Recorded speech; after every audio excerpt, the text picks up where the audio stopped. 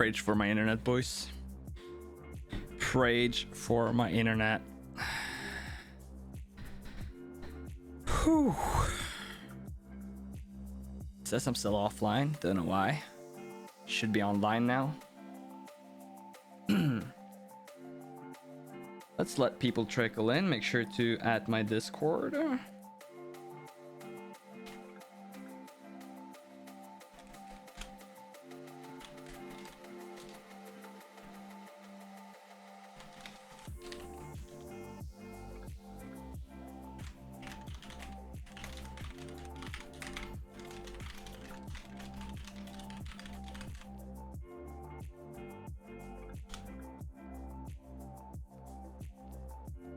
All right, how's my bit rate? Let's see. Okay, it looks to be, while not incredibly stable, I mean, it's there.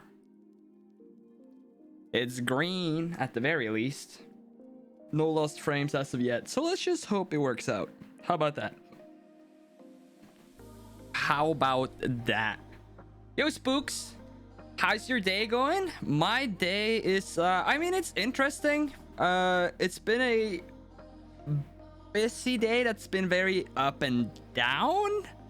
But it's been overall all right. I didn't get as much work done as I would have liked, so I was like on the verge of deciding to delay stream one day and then finish work. But I figured let's just pull through and be streamers, professional, prioritize streaming a bit, and then work extra hard tomorrow instead. That's kind of where I ended up. But I mean, we'll talk more about it in a minute. I just like to let people trickle in a bit, you know. How's your day though? Did you have a good day? Hopefully you did. I hope you did. It's gonna be an interesting stream because I've somewhat planned it, but then I didn't really plan it after all. Because I mean, stuff happened. But we have a lot of interesting topics to talk about, so it might be a bit of a longer just chatting stream, just, you know, hanging out, chatting. You know how it is. Yo, Alien, how's everyone's day been? I hope you all had a fantastic day. My day's been boring and lazy, but not bad. Yeah, fair enough. Did you guys watch Formula 1 today? Did you watch Formula 1? Are you F1 fans? Because I was crushed by the result. Oh my god. Been watching streams all day, so very nice. Oof. Wait, so I'm guessing you were watching virtual then, or maybe not. Maybe someone else. Virtual just ended, I think. Being a McLaren fan today fucking sucks. Yeah. You know what? Yeah. And I don't know, it's one of those where it just sucks because you can't really blame anyone either. It was just down to like one bad call. Yeah, it is what it is. It is what it is. But hey, I mean, it was a fantastic drive from Lando. We got to take that from it at least. It was an absolutely fantastic drive. There's no doubt in my mind that he will win a race sooner rather than later. And then the big mood lightener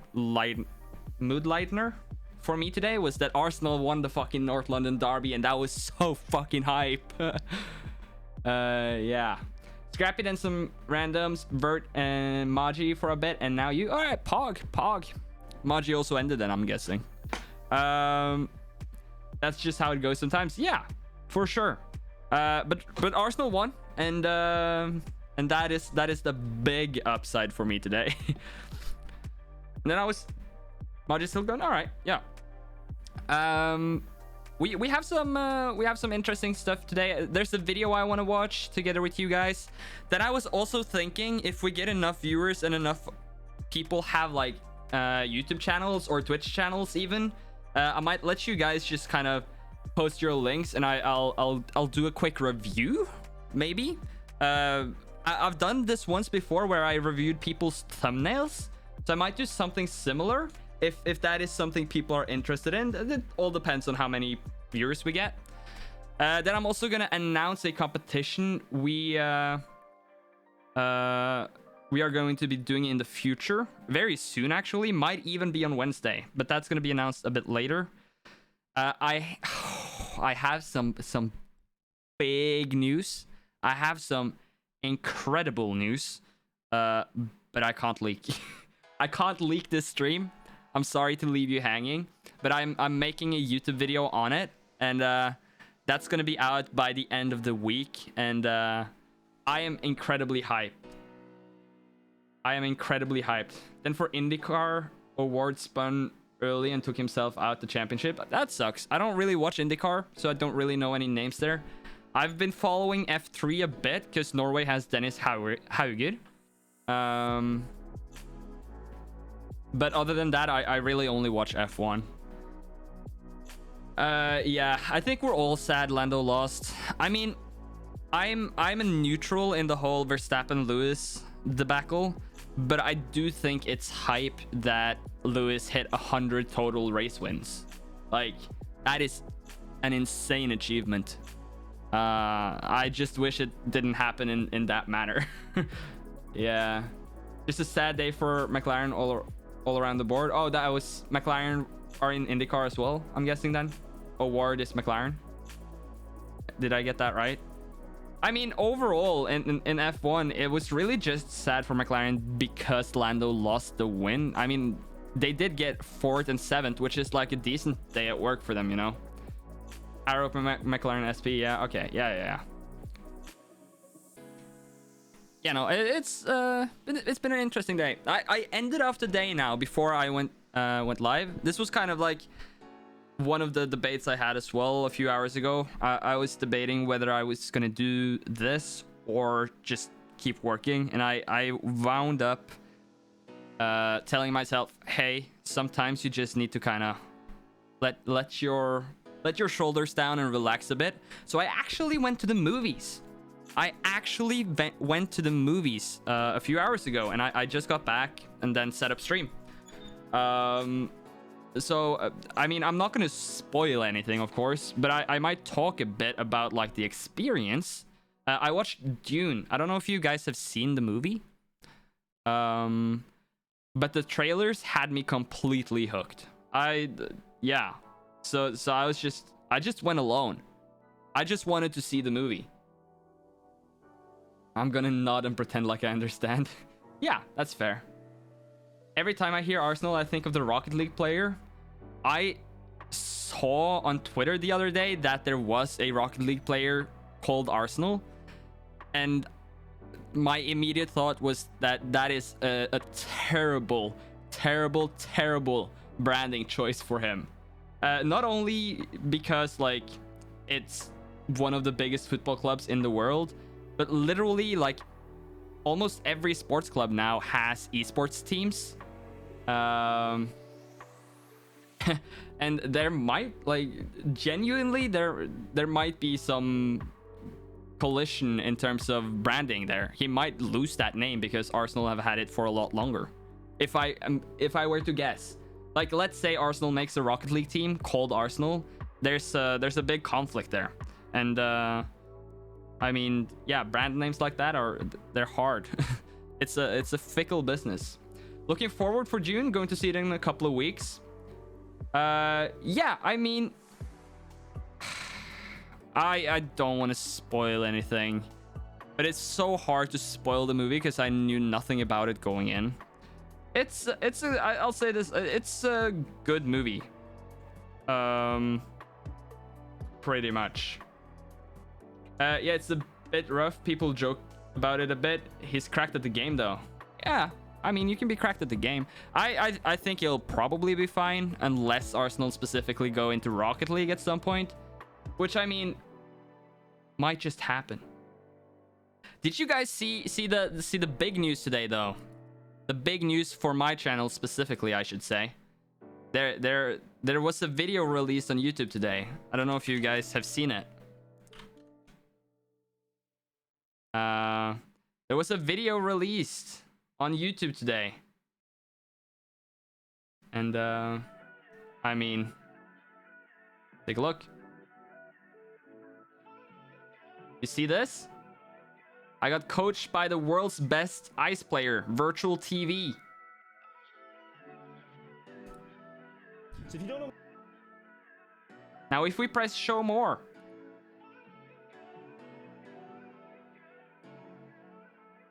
Let's go, boys. We're in. We're in there. We get there. Yeah, I edited this video. This is my first work for Virtual TV.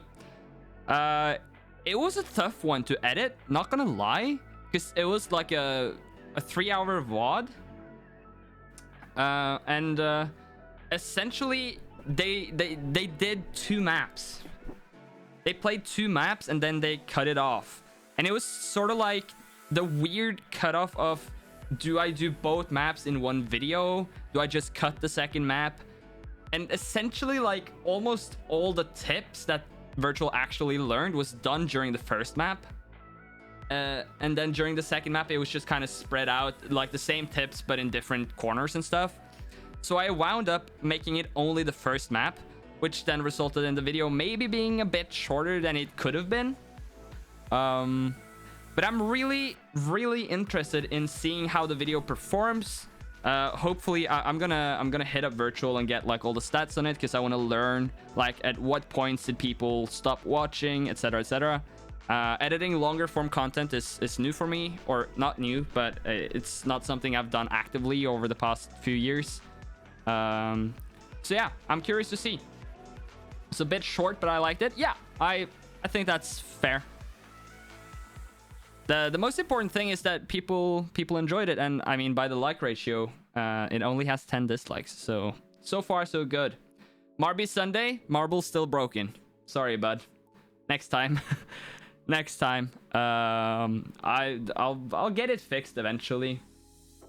I'm sorry about that.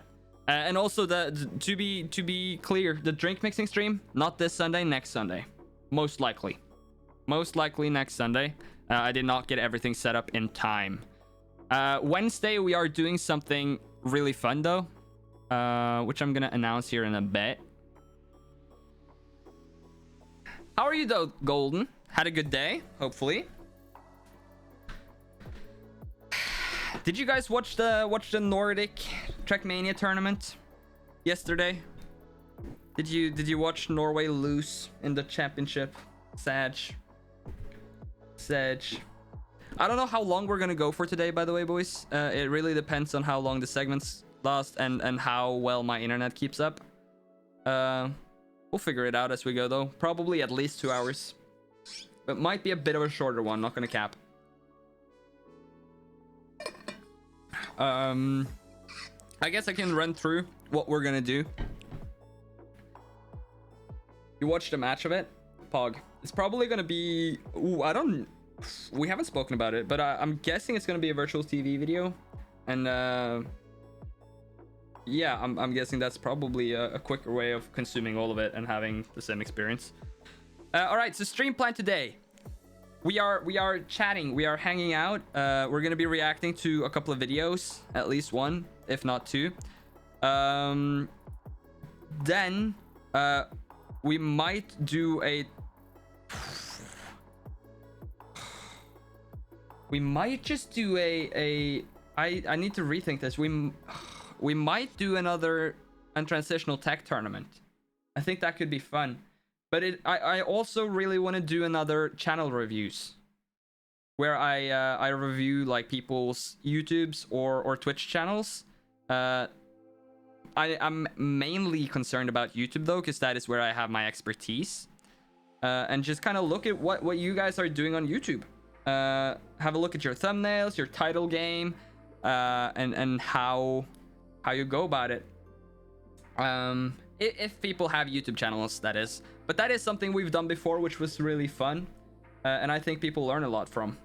Wait, way to dank? What is way to dank? What is way to dank?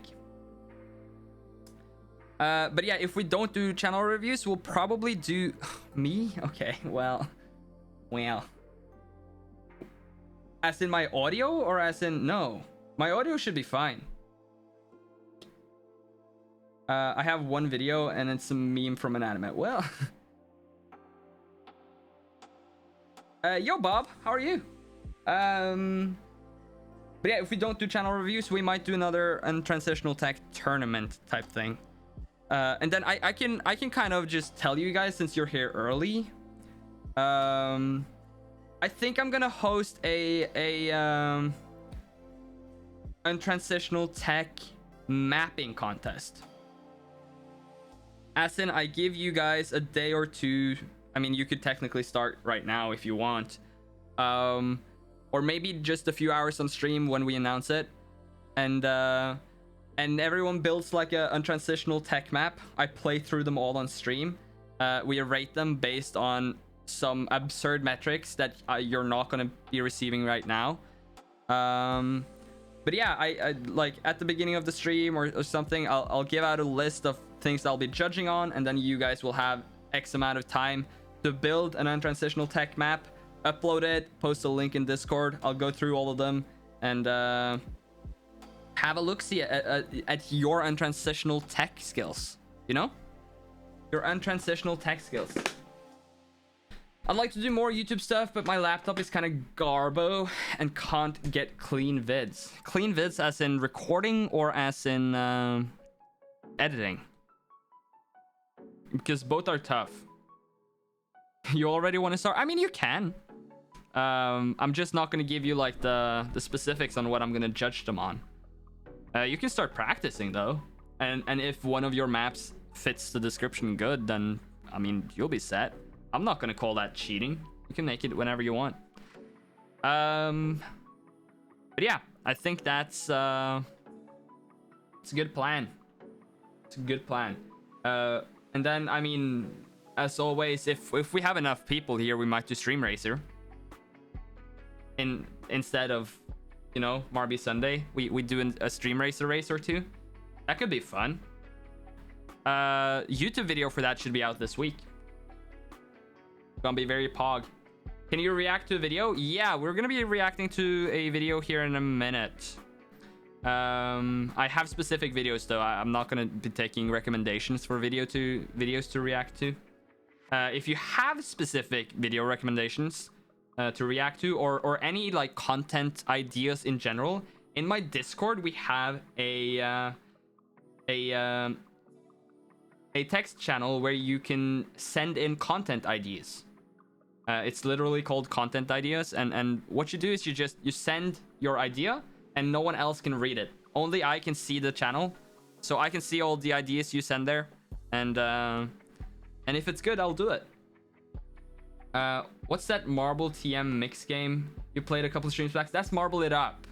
I'm not really set up for that today, because I want to do some practice before stream to make sure I'm in the groove, and then do like a full speed run, because that game can take, to go all the way through it, takes like the top speedrunners half an hour, and took me over an hour and a half. No, basically an hour and a half last time I did it.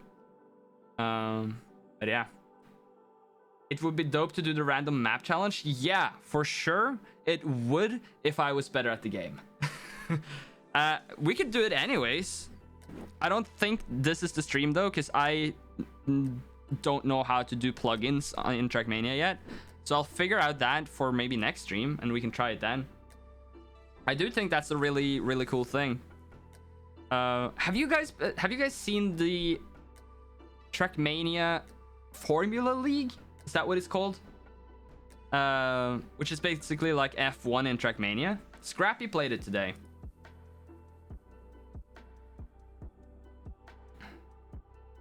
Would you try Life Slide? It's a really pretty game. Send it in the content idea channel and I'll check it out. Yeah, so basically after the F1 race today, there was like a Trackmania F1 race where they have like a setup with a mod pack or whatever, and like the top players play it. It's really interesting to watch. Yo, Vcar, thank you for the follow. I appreciate that. I've seen Scrappy play it. It was meh. Yeah, I enjoy it. I think it would probably be better if they had like a proper cost for it. As in like a you know a F1 cost in addition to all the individual streamers, because that adds like a extra layer, you know. But I think it has incredible potential to be something. Oh, also, Scrappy Clips finally hit the algorithm on YouTube for a clip. Or collision damage. Yeah, I mean, I think they did that first season, right? But then I mean, they can't really mod the game. That's the thing. Nadeo doesn't allow like proper mods for Trackmania, so you can only do like visual stuff, like overlay stuff, in terms of adding timers, etc., etc. And like change the input. So it's interesting. If the game was as moddable as like Minecraft, it would be incredible. There would be so much you could do, but it's just not, as far as I can tell. But yeah, let's have a look at this. Let's have a look at this. Scrappy Clips. Finally got a video with like over 3,000 views. Let's have a look at it together, chat. Dude, what is this? Why? Hey, listen. This is doable. Doable. Okay, where am I? Where am I? I don't know where I am. Where are we gonna land? Where are we? I think we're... Wait. Are we exactly above the finish? This is an insane clip, to be clear.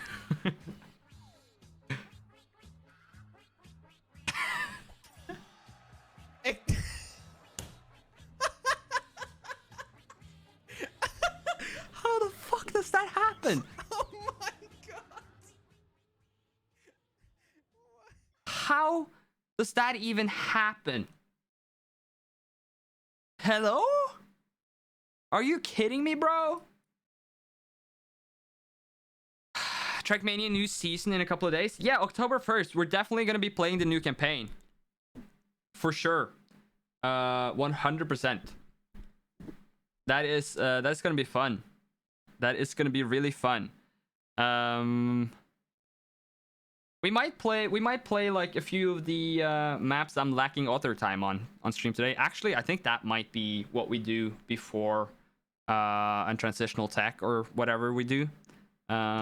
Is we play some campaign, maybe. I don't know. We'll figure it out as we go. I really wanted to watch this video with you guys, though, because the title was kind of interesting to me. The virtual clips editor? Yeah, that's me. I guess. Guess that's me now.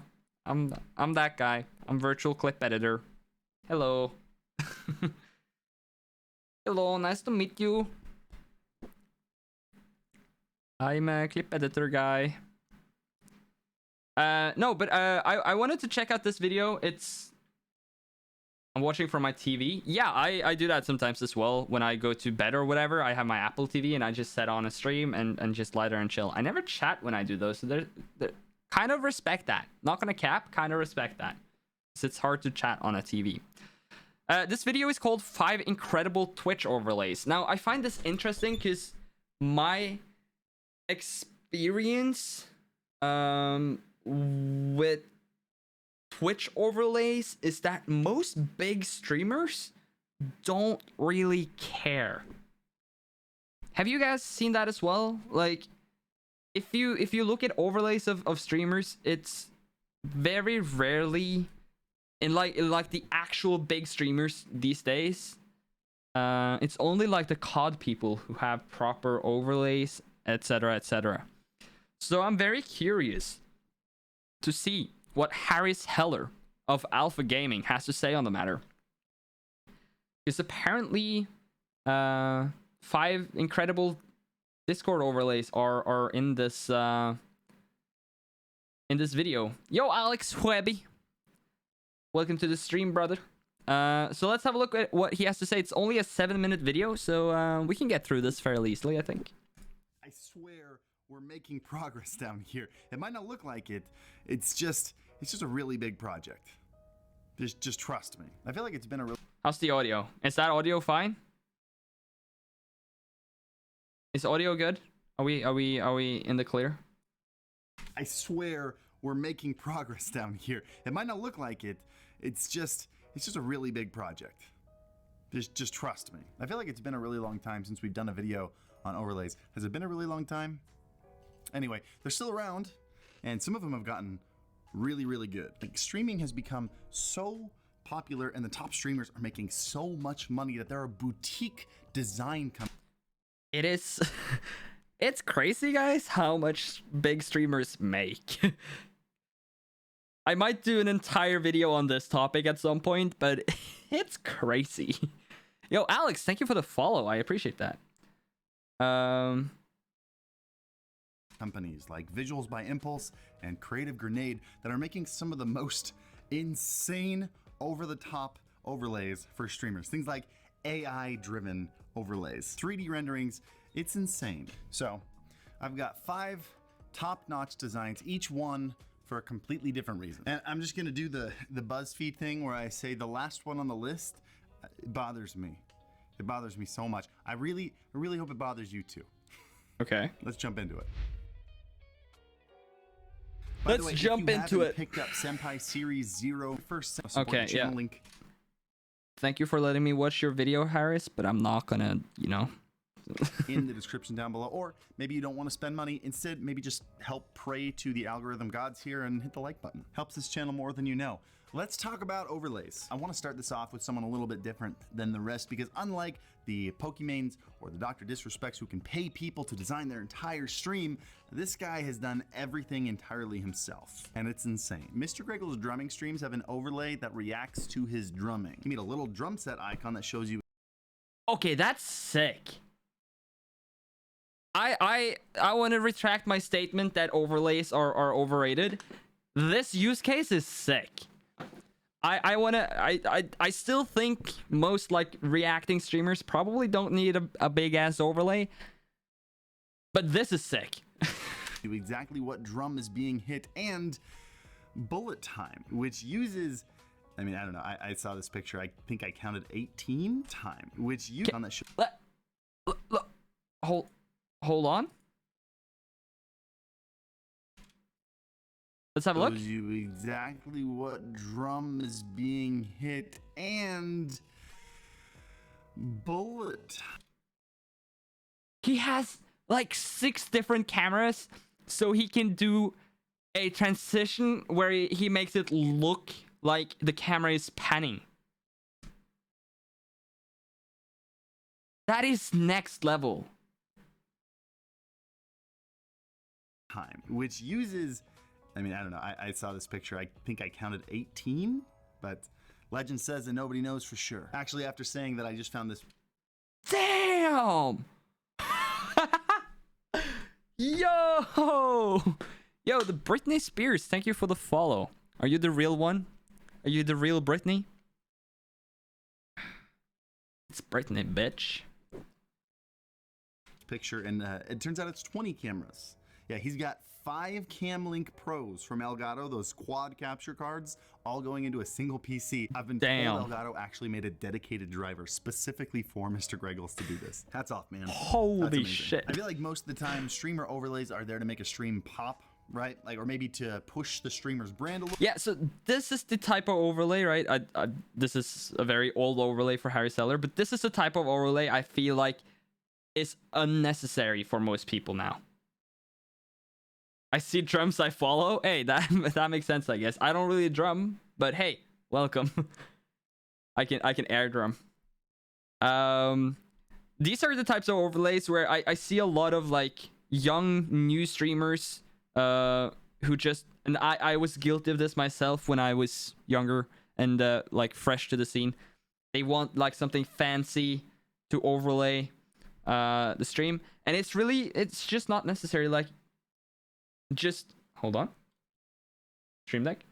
Just filling out the screen with yourself for most just chatting streamers and have like a quality camera with like a key light, just in my opinion makes the stream cleaner. Now my chat might be taking up a bit too much space, so I will look into that at some point when I revamp my whole stream setup. But yeah, like an overlay like this, probably not necessary anymore. A little bit, help him sell merch. Like it's mostly the icing on top of the streaming cake. But with Mr. Greggles, his overlay is a part of the content. Like it's integrated so this is into different. the live content that is happening. And it's really cool. Holy like, if I were to shit. categorize all these, I would say it's the best content/overlay integration. But it is kind of weird to call something the best when I'm pretty sure he's the only one doing it. Anyway, let's move on to number 2. Yep, I'd be willing probably. to bet that nobody spends as much money on his stream designs as this guy. You probably already know who I'm talking about. This guy has hired his own. I know you can see the monitor in the bottom right corner. I don't really bother to move my camera like a bit to the side, and I don't think it's that bad. Like it's just there, it's fine, and I'm taking up this space of the frame. Then you have chat here, then you have like, okay, so this part of the frame is just kind of cut, and it's, you know, it is what it is. I could move my camera, but then I'm not gonna cap with you guys. Like there, like right here, basically I have a bunch of shit that I just throw out of frame. So I would have to push that even more to the side if I were to move my camera, and so far I haven't bothered. I'll keep it a stack with you guys. Own professional design team, and as far as I could find, it consists of 5 full-time designers. So yeah, this was probably the least surprising of all the people on this list, but I mean, Dr. Disrespect has been leading the stream design era for like since the beginning. So this is what I mean with like the COD boys. I find this to be overkill. This is what I wanted to do for a long time myself, have an insane setup like this.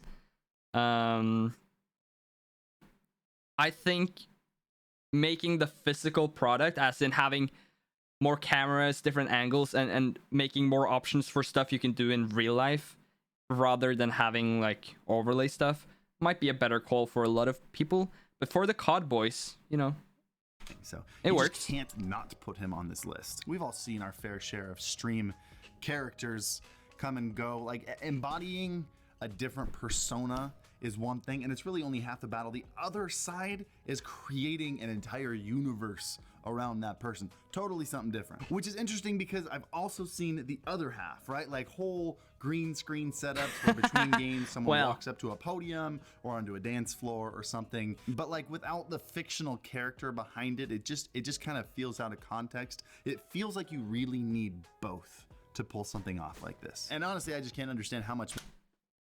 That's fair, Matt. He doesn't have to be your cup of tea. I think what you gotta acknowledge though is that it's a character, right? So even if you don't like his stream, at the end of the day, it's a specific character that you don't like. It's not him as a person.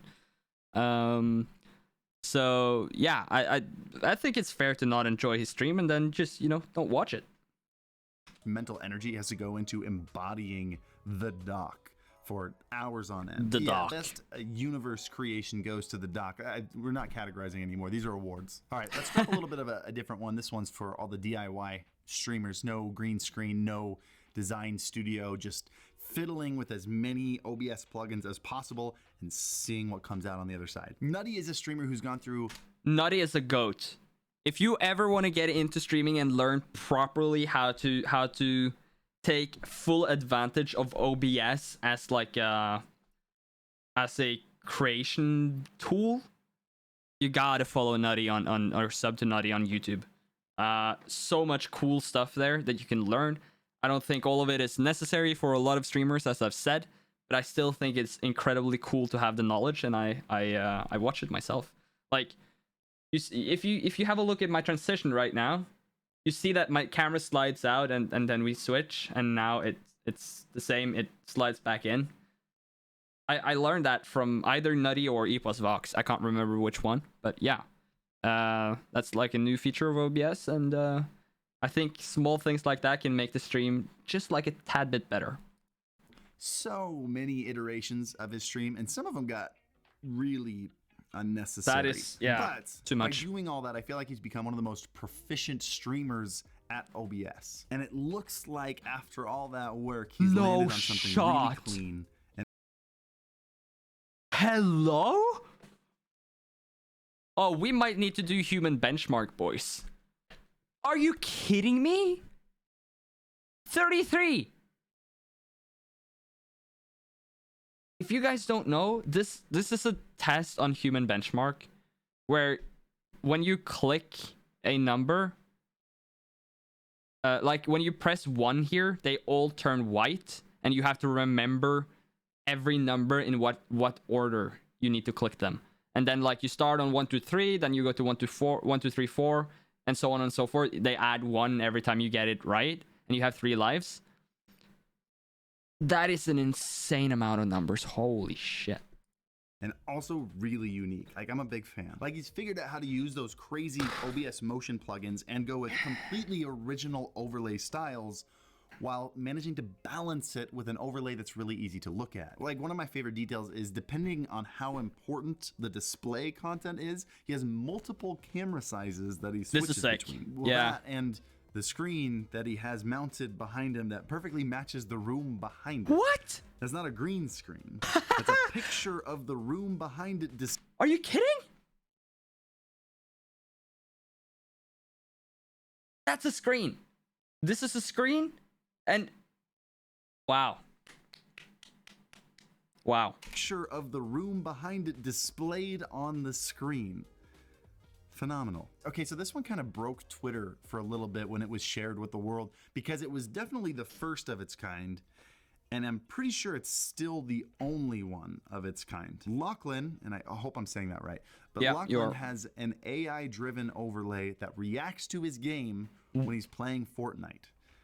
You probably want me to elaborate on that a little bit. When Lachlan Yes. plays Fortnite, his overlay reacts to his health in the game. So the color behind his head changes based on how much health he has, and the border around it reacts to the changes. Meaning when he drinks shields, you've got this cool blue animation. When he gets shot, you see this red one. The design company Visual Okay, so I don't know if that's actual like AI. That's probably. It is some sick code though. It is some pretty sick code. I'm sorry about that, Matt, but yeah, you know, no need to shout here. I read your messages. You can type lowercase. It's fine. Visuals by Impulse designed this one, and there are no like hidden tricks to it. They developed a program that watches his gameplay, searches for trigger moments on the screen, and when it recognizes things like his shields going down, it responds with these animations. That It's is sick. ridiculous. I need to get me a VBI design. This last one is also done by the design company Visuals by Impulse, because after all these like super intricate, crazy overlays, I wanted to go over one that was just simple and clean and beautiful. It just complements the streamer and looks really professional, which is Is he gonna use his own? why it pisses me off so bad. VBI made never mind. Courage a gorgeous Oh, overlay. Courage. With custom animations and intro videos and clean alerts, everything a stream design needs. And then when Courage finally shows up, his camera's crooked What? and like not even pointing at him. Courage, a design this beautiful takes months of work and decades of experience to be able to pull off. Straining your camera takes, let's do it.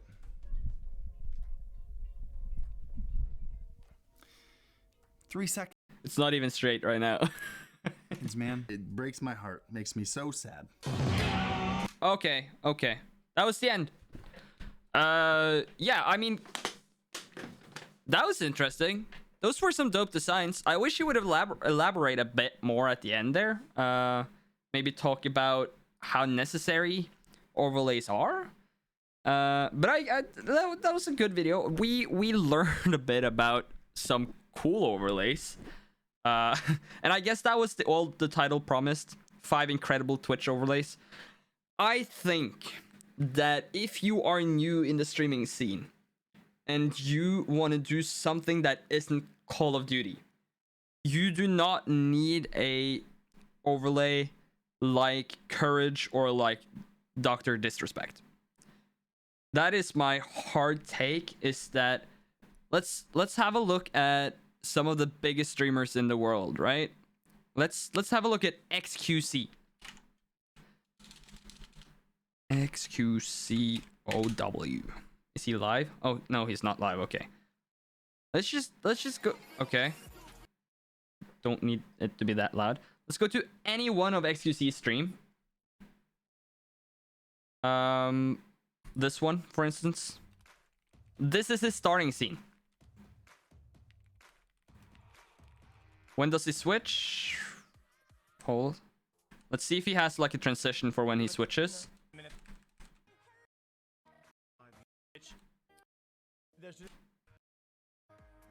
Okay. Let's have a look now. Let's have a look. What does he do to switch? It's literally a film dissolve. And then you have his camera pretty big up in the corner. He has chat on screen. Not even chat on screen right now. It's just his camera and the content. Because at the end of the day, and let's have a look at someone like Hassan. Serious? Same thing. He has his content. He has his camera. He has his chat. That is literally all. I mean, he has this bar as well, but I think that was added as like a meme at some point. Pokimane. I think Pokimane has overlays. Yeah, but it's like, it's the most basic thing in the world. Like, when the actual content is happening, it's just like a border. Wait, what? And that is it. The content is the main focus, right? So look, Botest live.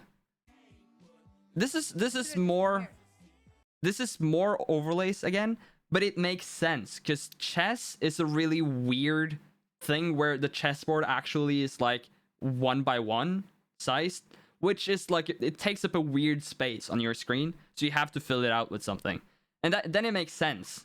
But that's like, it enhances the content. It doesn't like replace the content, I should say. Moist Critical. What does he do? His camera and the content. Summit. His camera and the content. This is like, all the big streamers in the world do this, where they have their camera and their content, and that is it. You do not need anything else as a streamer these days at all. It's not even close to necessary. But I think it's cool. My big recommendation though is, if you're getting into streaming and you want to become a streamer, the first thing you should be spending money on is not an overlay. Do not go and spend money on an overlay. Get a better microphone. Get a better camera. Invest in, maybe take this might be like a cringe take for someone, but maybe even take like a stand-up class, or like a, what's it called when you have, you know, when you go to like college and you have comedy nights or whatever. Like, take a class and learn something. It's going to be much more valuable for you as a streamer than an overlay. Nix, oh, improv. Yeah, improv is what I was thinking about. Nixo being a hypocrite and having chat up. No, I said chat was fine. Having chat there just adds, right? It doesn't actually replace anything. It just adds. It lets you guys be on screen. So whenever you guys are saying something, then you know that, oh, I'm going to be part of the video. If you know I'm making this into a YouTube video, it's going to encourage you guys to chatting, because then you can be in the YouTube video. You know? It just adds. It's not like a big investment that you have to spend tons of money on. It's literally just like an overlay in Streamlabs or Stream Elements or whatever you use. Toastmasters, speech talking.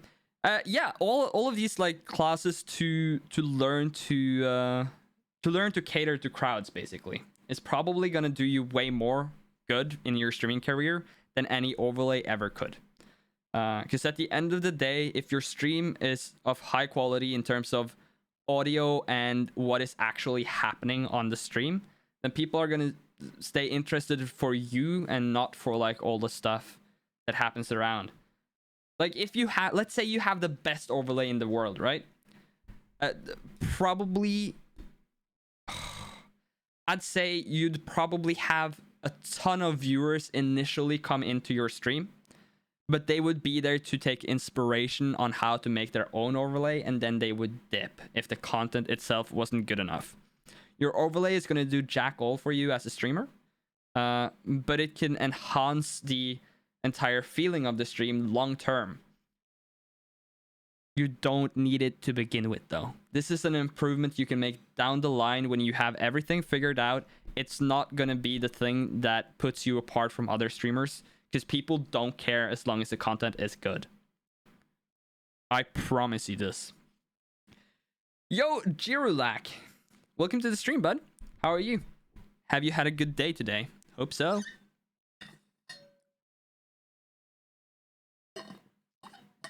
I hope so. Okay. Let's see. Do I have more videos saved that I want to watch, or should we just jump into some oh, okay, never mind. Should we maybe jump into Trackmania? Hold on, let's have a look. I think maybe let's jump into Trackmania. Holy shit, what font is that? You mean for the chat? I don't know. It's one of the ones on Stream Elements, I think. Yeah, I can't remember. When it's a cooking stream, my kitchen doesn't really allow for it now because it's right next to people's bedrooms. Maybe I could do like a day stream once. I saw a ton of concert streams during COVID, and a lot of them were shit, to be honest. Yeah, here's another hot take. A lot of like media firms that provide like streaming and video production and stuff for like big corporations fucking suck at their job. There are, I think I can name at least 50 people who are between the ages of 15 and 24 who aren't big creators, who could do literally any stream better than like a big media production team for like live streaming, like setting it up. And that might seem bold, but genuinely, I think it's like setting up a quality stream is so much about just understanding what the viewers find interesting, and not so much about setting up the highest production quality in the world. However, all this being said, I really enjoy like setting up proper production quality, so it is my goal to eventually set up like a super high production quality stream. But that's more for me than anything else. Because so if you guys don't know, yo, Matt, thank you for subbing. Oh, why is it behind? Oh no. Hold on, let me see if I can fix that. That is crunch. I can just do this. Okay, fixed. Thank you so much, Matt. I really appreciate that. Welcome to the flame, as they say. What was I talking about? Oh yeah. Hey, Nixalapog, baby. Also, we are about to run out of all the gift subs, so this goal is probably not happening. I'm sorry, boys. That is just how it do be. But yeah, if you don't know, one of my biggest life goals, if not my biggest life goal in general, is I really want to build my own custom house, like a proper like dream home, where I can do literally. This is the only reason I want to become rich, is so that I can do whatever the fuck I want when building my dream house, right? So essentially, I want to pretty much have like an entire floor, which is basically like the streaming floor. And it'll have like an entertainment room, it'll have like a stream room, it'll have like a streaming kitchen maybe, like all of this stuff, and then like a walkway in between it, presumably. And I'll have like cameras set up all around, and I'll write some software or get someone to do it where when I like stand up and walk away from my streaming setup, I want to go into another room and have like cameras follow me. And like I have this like big idea of what I want my eventual dream stream setup to look like. So yeah, that's basically what I'm working towards. It's just getting enough money to buy a plot and build my dream home. So yeah, I'm certainly a hypocrite saying that none of this is necessary, but it still isn't. It isn't necessary. I only want to do it because I think it's fun. I'll keep it a stack. I just think it's fun, bro. Maybe we'll react to some custom home videos on YouTube at some point. I think that could be fun. But yeah. What did you guys think about that? Do you think I'm off my rocker, or do I have a general idea here? Do you guys care about overlays? Do any of you care about overlays, or are you just there for the person?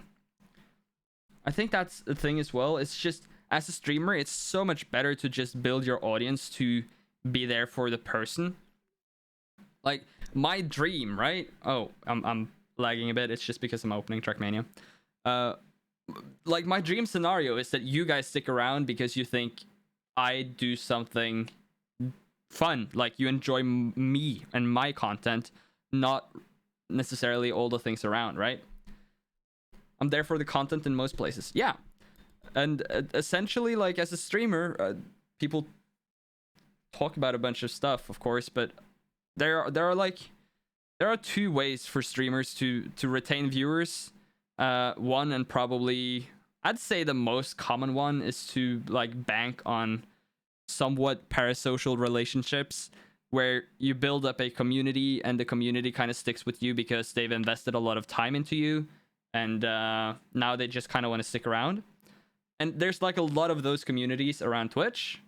But then you also have like the bigger streamers, I would probably say, who don't necessarily build like tight-knit communities, but rather just constantly provide such good content that people want to stick around for that.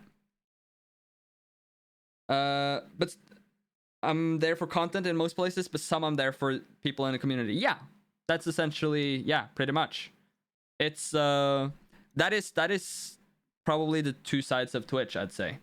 It's either like a tight-knit community or hype content, and I guess the third option is like, you know, 5 viewer Andes, me a couple of weeks ago, me now even, I guess, like less viewer streamers, they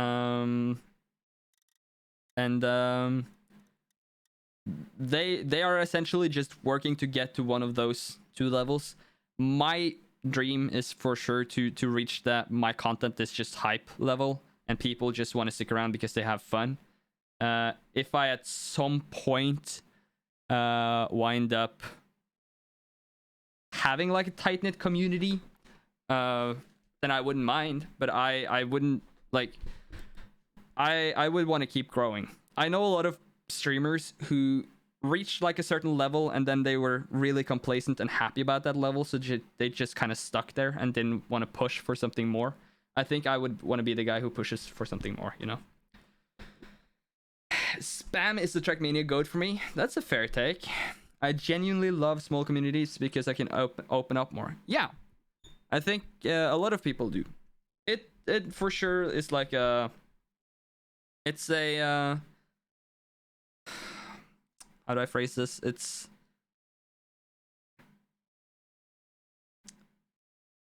like a... what's like a good thing to connect it to, you know? I don't really know. It's interesting.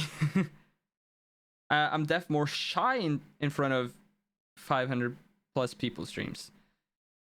Yeah, I don't... Is it necessarily shyness though, or is it just that when there are more people, it's less likely that your message will be picked up? You know? It's I think the beautiful thing about communities, right, is that when the streamer goes offline, you can be in their Discord, chat with people who have similar interests as you, and grow like the community that way. I think that's like the best way to use a community to your advantage, is to literally help build the community by joining the Discord, by sitting in voice chat, talking with people who have similar interests, learning about each other, and becoming friends, right? And then when the streamer is actually live, it's always like it's always a risk to essentially go for the like I want to be your friend type deal. Because what you gotta realize, right, is streamers, they can't be your friends, especially at a certain level, and even like smaller streamers, it's at the end of the day, you gotta view it as entertainment, right? You gotta view it as a sort of TV show where if you meet your favorite TV character on the street, you would go up to them and say hi and say, hey, I love your stuff, etc., etc. But like being in a Twitch chat, if you walk up to a streamer on TwitchCon, then you can't just expect them to know you, because essentially you're a name on the screen, one of many, and if they were to like care about every individual person on like a personal level, they just wouldn't have a shot. If I can't, like, I'm small and I can't even respond to all my DMs, because I get DMs from people like when I'm live, I get DMs from people about virtual TV stuff, I get DMs about virtual in general, I get DMs about people asking, okay, well, what was that song you used in that one clip 2 months ago? I get DMs just telling me that, hey, you're doing a great job on virtual clips or virtual TV or whatever, like the thing is, Scrappy Clips. And like it's surprising almost how many DMs a person of even just my size gets. So just imagine a person who has 10 times my viewers, which is still like not huge in terms of Twitch, but it's like pretty decent. It's like you just can't be their friends on personal levels, so you just gotta be there to enjoy the content. And if you enjoy the content you're having fun, then that's the perfect thing, right? At the end of the day. Have you met Virtual in person? No, I have not. I actually haven't. I've spoken to him in Discord quite a few times though. Yeah, I think for sure it's gonna happen at some point. But I don't wanna leak anything. There might be something in the works though. We'll see. We'll see what happens. You know how it do be. Music could be hype.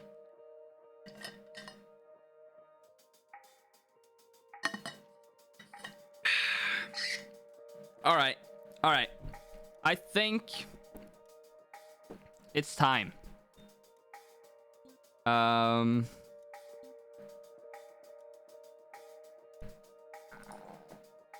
So here's the thing, boys. Here's the thing. And this is hold on, let me just update my game. Here's the thing.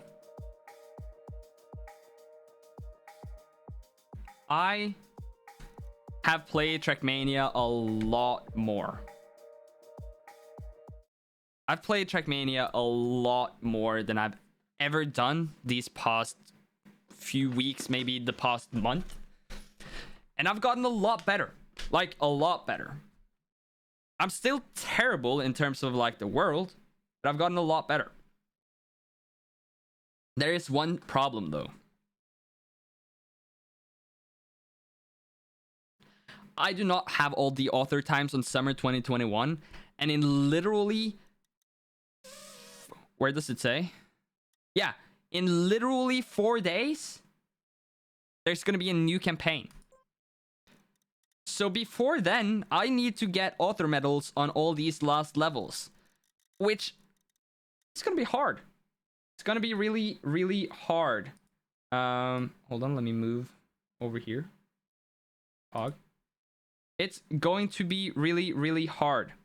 Because I don't think I'm good enough. That being said, though, I think we should just try. This is going to be more of a chill stream than I suppose. And then if we... if we get 3 author medals, or when we get 3 author medals, I'll make an untransitional tech map, and we'll finish off the stream with us playing untransitional tech together. And I think that's gonna be it. How does that sound? Do you guys believe I can get 3 author medals in a fairly reasonable amount of time? Hopefully. Yep. We'll see. You'll do it easy. Hopefully you guys are good at the game, because I need coach. I need coaching. Hold on, let me update title as well.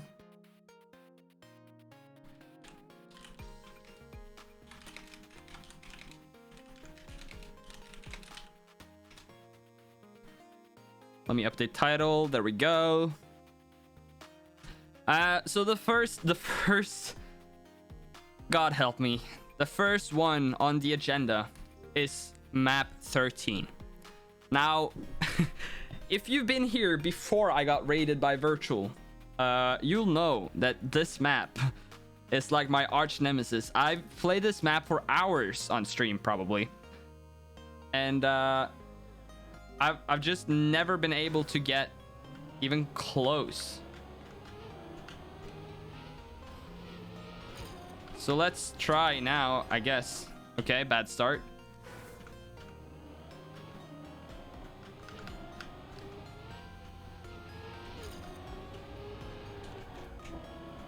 Had to release a bit, but I think my start on my PB was pretty good.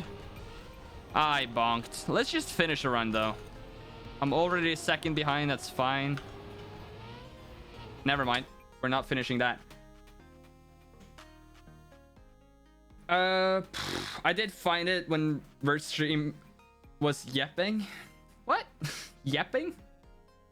I'm just happy that now I have a complete set of gold on summer and spring. That's fair. That's fair. All right, let's go for this though. Kiro, thank you for the follow. I appreciate that. Kiro03. By the way, I got followed by one of the hotspots the other day, guys, and I'm really scared now. I think I might get hate rated. Feels bad, man.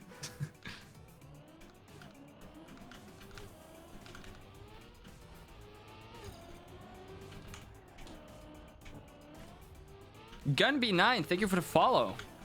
Oh, what a shit start. Let's continue it though. Let's continue it because we have more speed here. Oh, I had to release. Oh, we made it. We made it. Okay. This might not be enough. Oh, it is. Okay. Wow, what a shit end. Okay, but that's like a...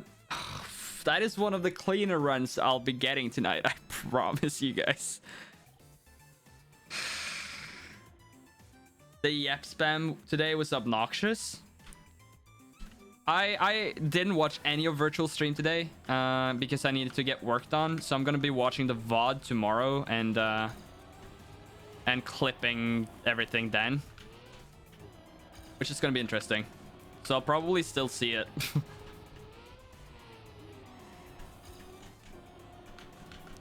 Not going to cap with you there.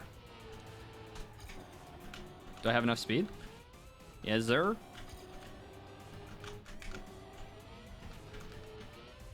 Ah.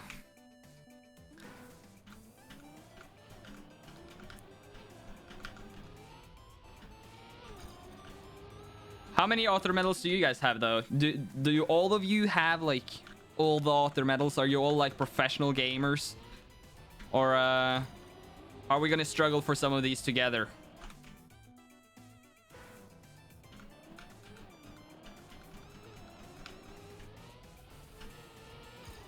I was like 50 minutes and they turned on sub mode to try and stop it. Yeah. 8 author times. You don't play, Matt? You just watch? That's fair.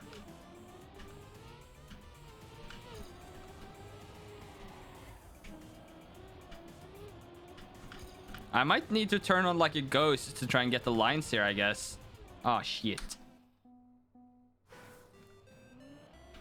Erisel with the world record, though. Fellow Norwegian.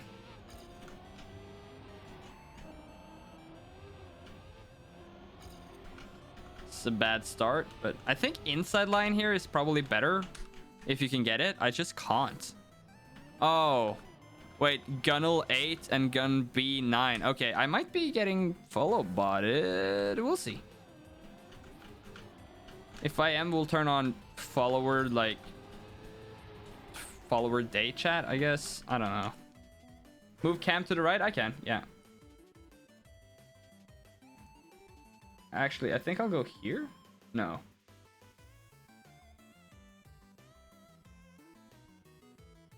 Why didn't I play the Nordic tournament? I mean, I played the maps. Oh, I don't want to be on this side, actually.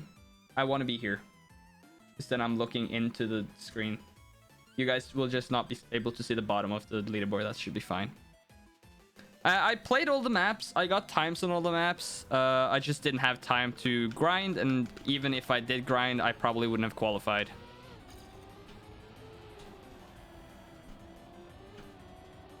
You know? Bonk. Bonk.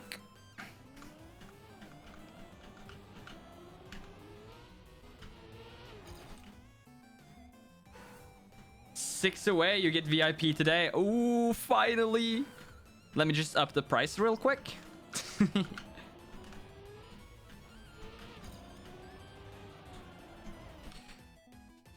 Let's hope I don't get more of these bot followers, guys. I think there might be a few right now. But we'll just keep monitoring the situation. And if it gets out of hand, we'll figure out a way. Yeah, the sub goal is... Oh. Yeah. That is cringe. Because I think it's this one, yeah. I could do this. Nah.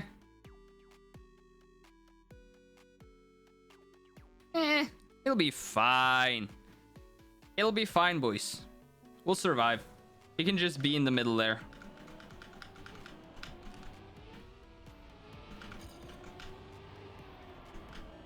Seeing you move this on stream is so awkward. Life of a streamer, buddy. Sometimes you gotta do awkward shit in order to provide better stream quality in the long term. Oh, I clipped. You won 80,000 in virtual stream today? From the Division 1 fail? You were doubting? You were a doubter? God damn it. I can't believe you've done this. That is a bad jump. That's a bad jump. Yo, Colroots. Welcome to the stream, buddy.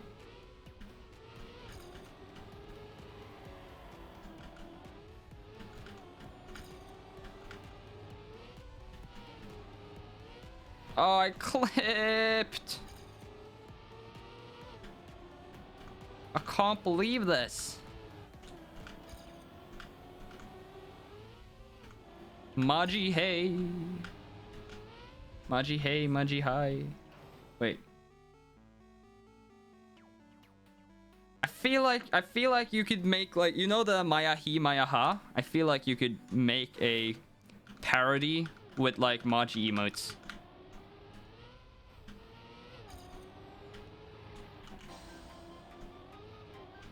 And I feel like that could be hype.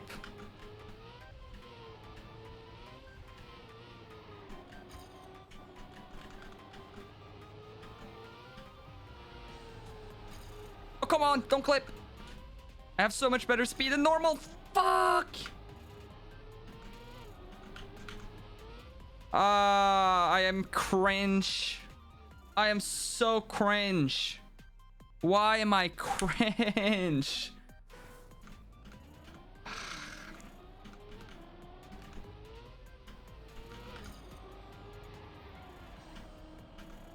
Guys, why have you let me become cringe? This is your fault. Oh, that was clean though. Sheesh. Hello? Why am I no longer... Fuck. Fuck.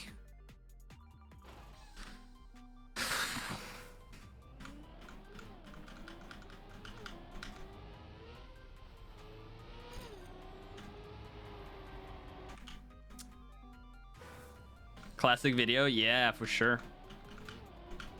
Maya he, Maya ha. Yo, what's up, coffee guy? Welcome to the stream, buddy. Hope you're having a good day. What have everyone done today? I see my view count just kind of bumped. I'm assuming a Trackmania streamer ended stream and the viewers have now transferred to the remaining... What's also time? I have no idea. If anyone wants to check, please let me know. I think I'm far away. The viewers have now spread out across all the other Trackmania streamers, picking up the trickle effect.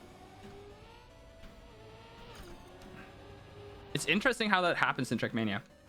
Never mind, I'm stupid. I'm 600 points away. You'll get there. I'm not going to try this map for much longer because it is kind of like my arch nemesis and I don't want to provide like pain on stream, you know? I had to release. Okay. I don't want the streaming experience here to be painful. So why am I doing this?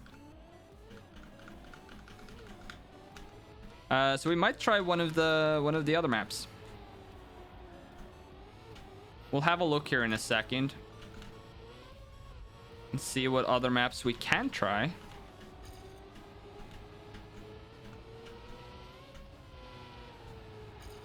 Okay, really good speed.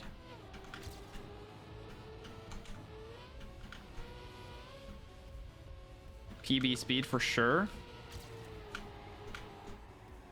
I had to release so much. Oh, I fucked it.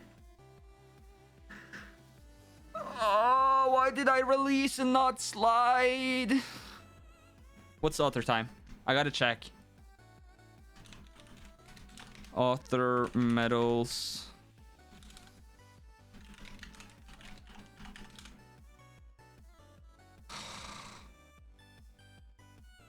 Summer 13, 35.8.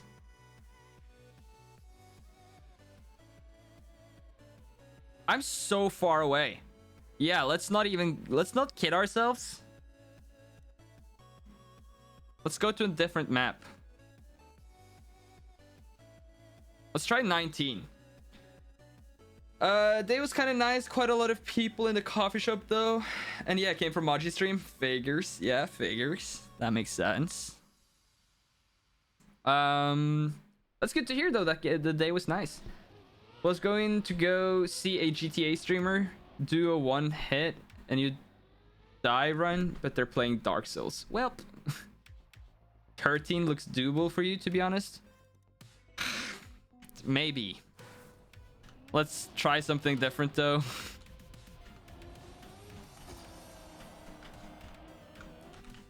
Need to get the start clean here. I guess the thing we could do is like pull up like a ghost of someone. Do I need to go left of that pole? Do I need to go like here?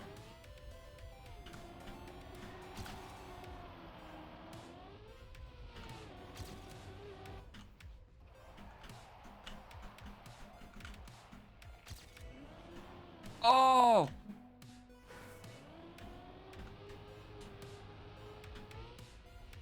Oh, that could have been clean. Okay, let's just continue this run because I wanna like get a grasp of the entire...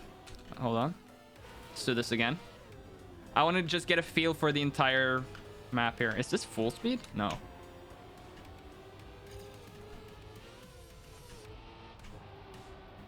So like, okay, yeah. Well, I lost that one. New song.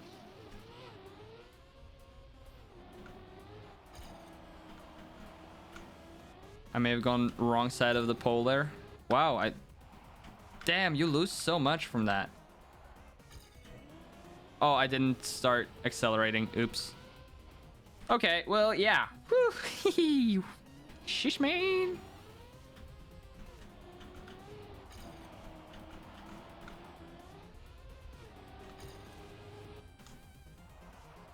Ah! It's weird seeing the red campaign and not icy version. Yeah, because these were the hardest icy maps, right? Like, people struggle with these, so you've probably seen your favorite streamers play these a lot more than others in terms of icy.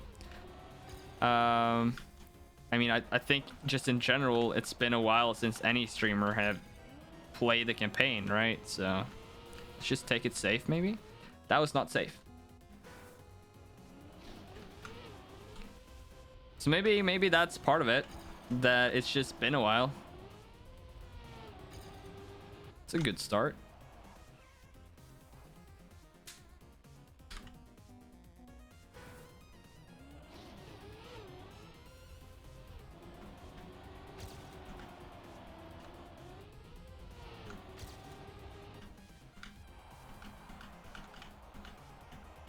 Let me go outside here. Okay, that might have been a good idea. I'm behind though. EB, well.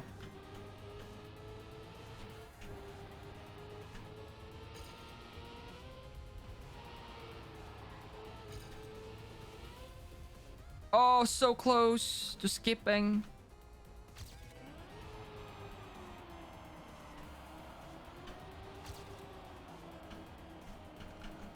Clean? I'm clean?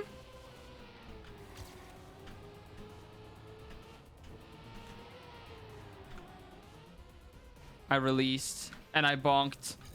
Oh, your playlist filled with chiptune? It's literally the Streambeats chiptune playlist. Yeah. Icy Fall will probably hard. I'm excited to just see the full campaign. I threw that run at the end, by the way. That's on me. We might change playlists after a little bit, but I fuck with some chiptune. I'm down for it. Let me ask you guys a question about what types of viewers you are real quick. Do you guys only watch Trackmania, or are you into like other stuff on Twitch as well? And what are you into?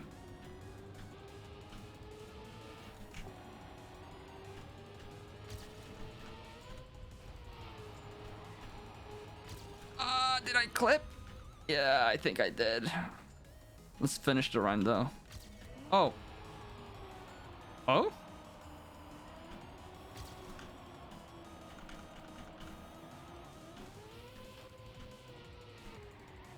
I can't believe I threw. Again. Ugh. I don't really watch Trackmania. Yeah, Golden, you you came here from different places than everyone else. What campaign is this? This is the summer campaign. Summer 2021. Into other stuff and a lot of things. TM and music streams? Okay. Is that Mask Taster? Taskmaster? Pretty much only TM for you. I watch Trackmania and Rocket League. Mainly watch Valorant and TM. TM, Chess, and League.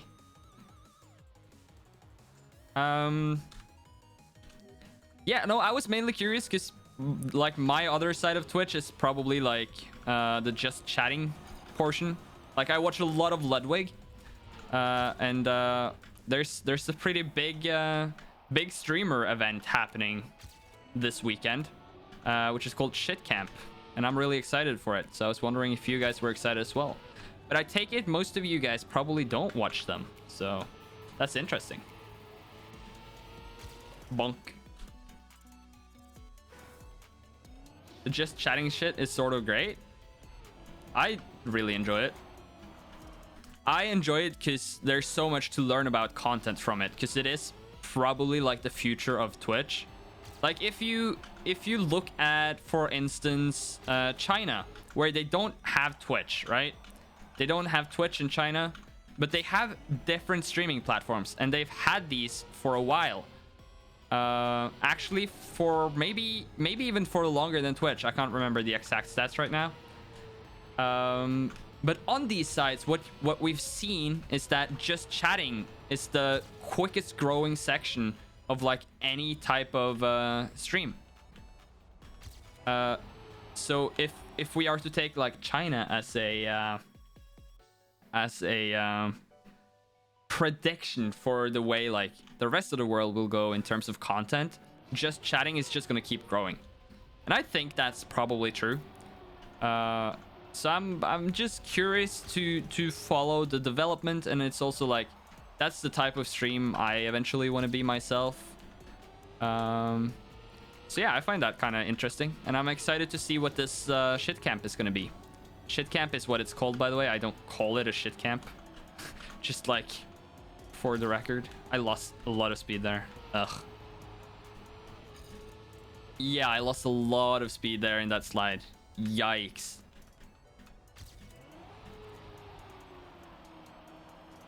Let's finish this run. See if we can get the end clean for once.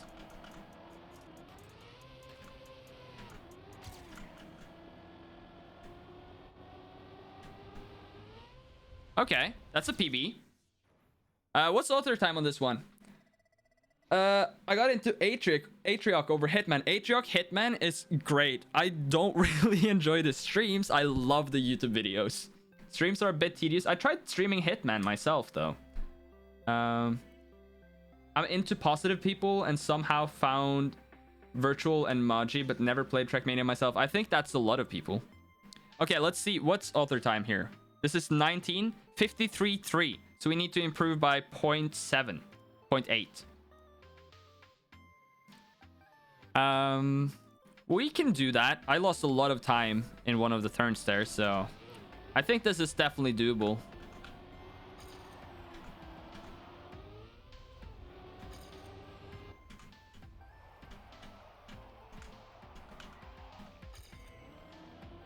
A bit behind in the start, should be fine.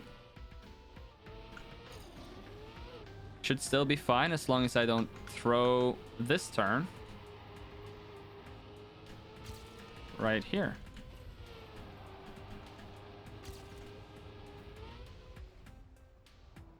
Okay.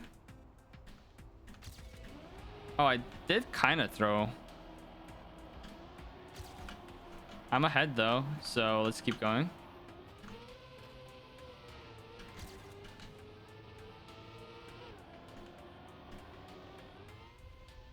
I can't believe you've done this. Just chatting khaki? Well, Sag? Yeah, but it wasn't gonna be author time anyways. I think it might be time to switch from chiptune here in a moment and get some more hype tracks. Oh, I don't think I'll keep enough speed here for that to be worth it. Okay, let's find some tunes. How about that? How about finding just some tunes? Huh?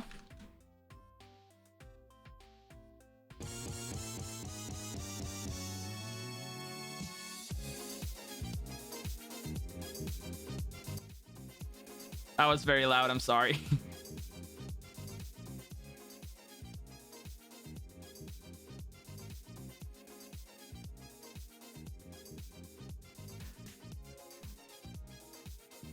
IC25 was way too dank. Yeah, IC25 is interesting.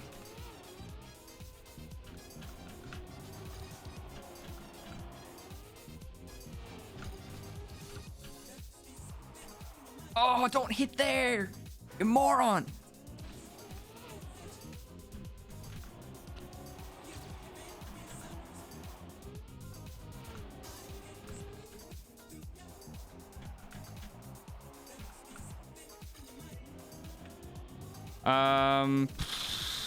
Okay, I'm getting follow botted, guys. I'm gonna unfortunately have to turn off follows in my activity feed. I'm really sorry about that if any of you guys are actually following during the stream. It's I'm even gonna do this, actually. It's unfortunate, but it's just what we gotta deal with at some points. Hold on. That one as well goes away. It's unfortunate when that happens. It happens every once in a while. Ban them. I can't ban every follower, you know.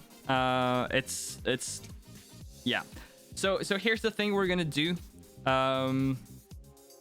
We are going to act as if nothing is happening. We're gonna just stream, have fun. If they start typing shit, I'll turn on follower mode and chat.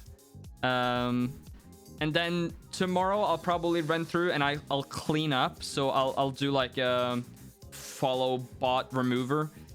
Anyone who sub from now and the next hour though, or follow I should say, anyone who follow the next hour might lose their follow. So just check back tomorrow and see if you're still followed, and if you are, you're good. I'm sorry this is happening. We've dealt with this before.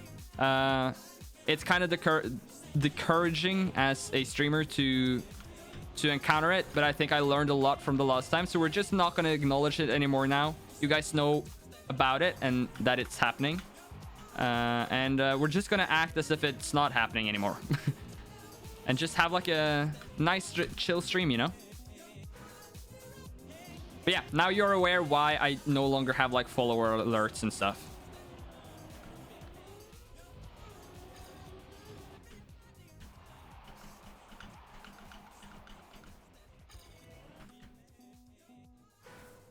And you for sure followed in time. I'm not gonna remove any followers from that period.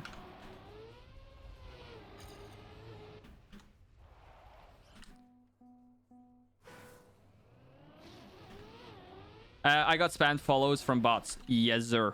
That is... It's so cringe, because... I mean, some people pay, right? To get follow botted. And it's just... It's inherently bad for the streamer. It's not a good thing.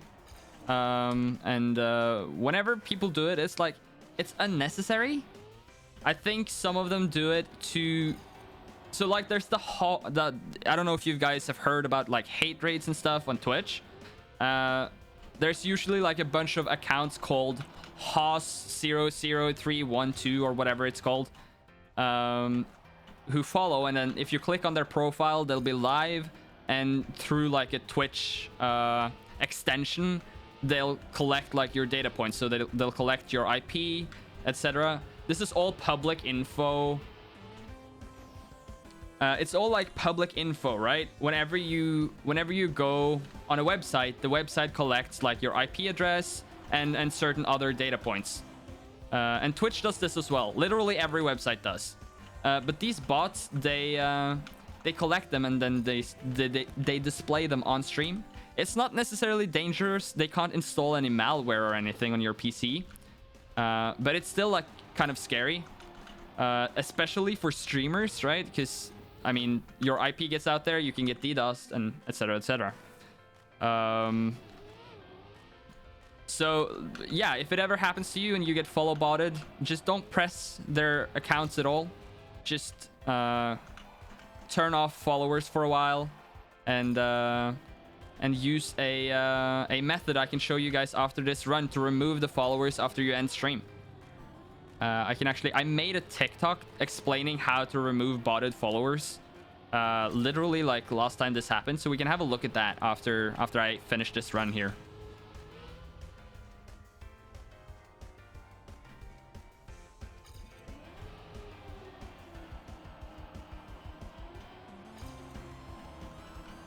Hold. Pause champ. I'm ahead. Oh, I threw it. Okay, hold on. Let's let me find the TikTok I made here. Hold on.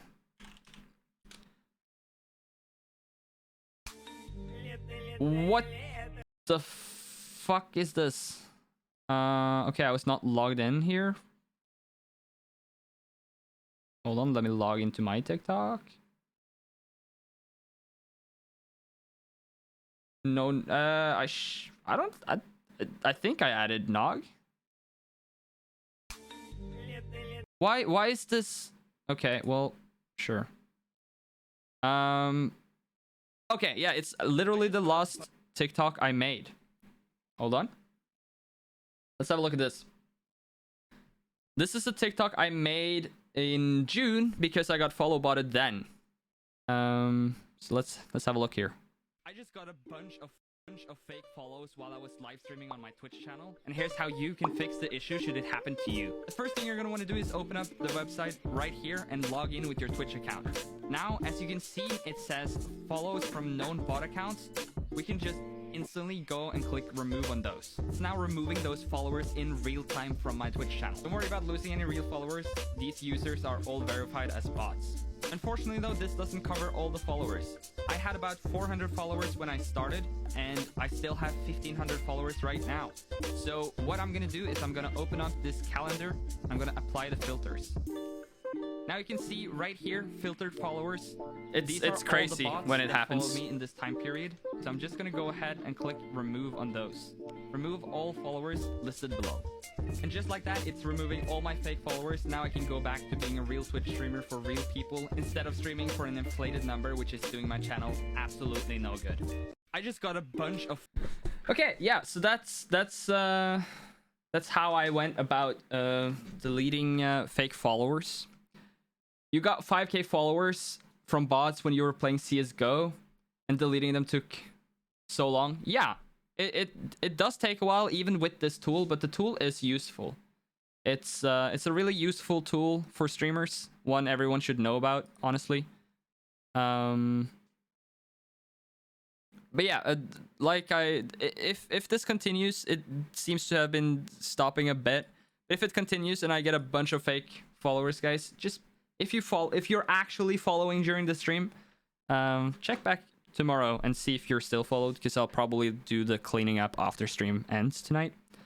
But yeah, I don't want a bunch of bot followers, you know. Should make fair sense to most. I'm sorry for the loudness. Okay, let's continue on our grind to get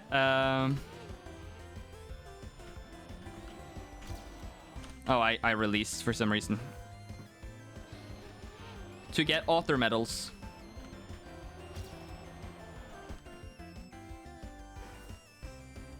You used the script and got to confirm once blocked. Yeah, that is essentially what that website just does for you. You just don't have to write the script yourself or anything. So I'm just going to use that tool because if I can avoid writing a script, I would appreciate that.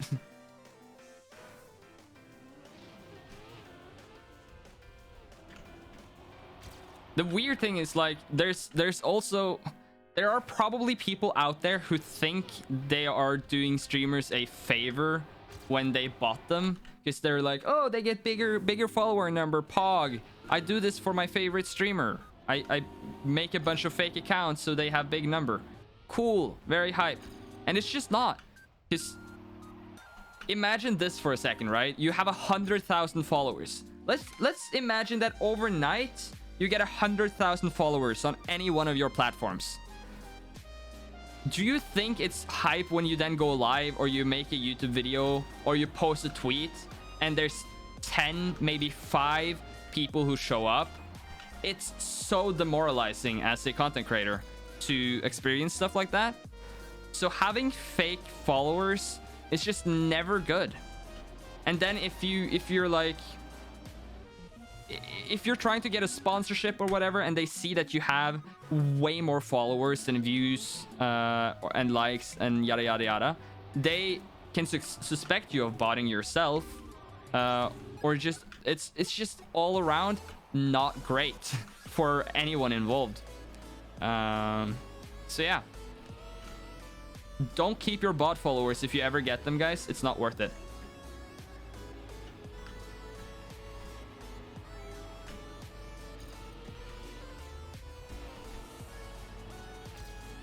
Oh, I'm so far ahead. I almost skipped the engine off.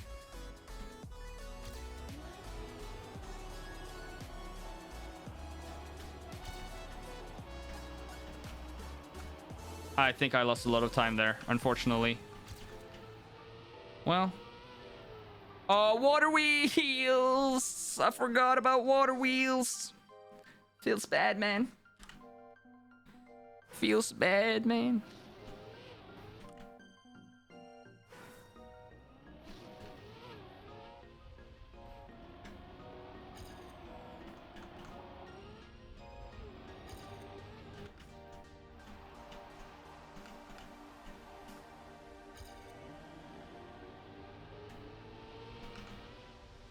I think jumping tight there might be the way to go. Because you preserve, or you land quicker and preserve probably more speed. I'm gonna try that for a bit. Okay, got this clean now. I think I preserved more speed. So if we jump... Okay, never mind. Messed it up. They need to limit the accounts you can link to one email. They don't? I thought you had to have separate email for each account.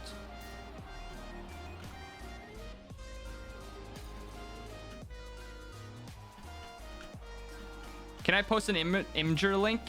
Do it in the Discord. I don't allow links in the stream.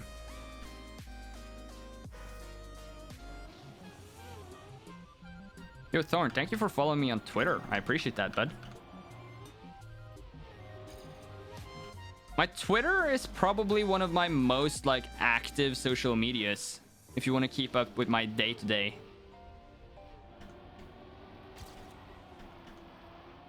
I get that it's kind of like a toxic platform, but I try to stay out of most of the toxic stuff and just like post when something hype is happening.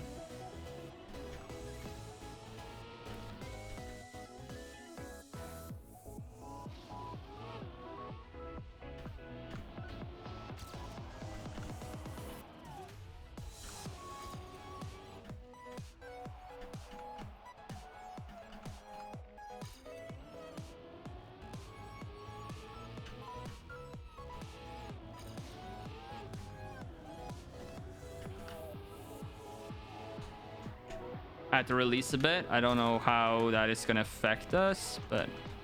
Ah, fuck. I like to follow people with similar positions as me. Wait, you're an editor. I think I remember. Who do you edit for? I feel like I've seen your name in editor talk at some point. Mr. Savage. That makes sense.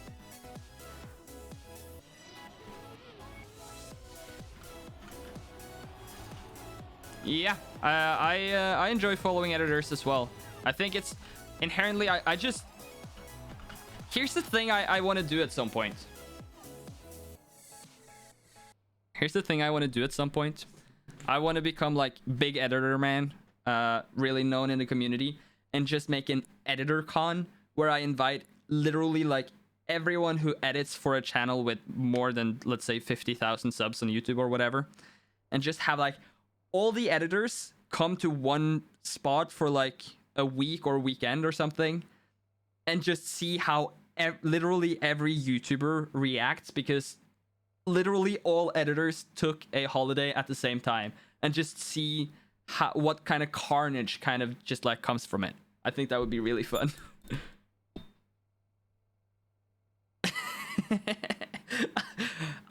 Maybe a bit evil, but I think it would be fun.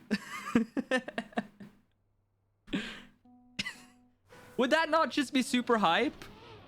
Literally see all the YouTubers out there sweating for a bit as they lose their editor for a weekend.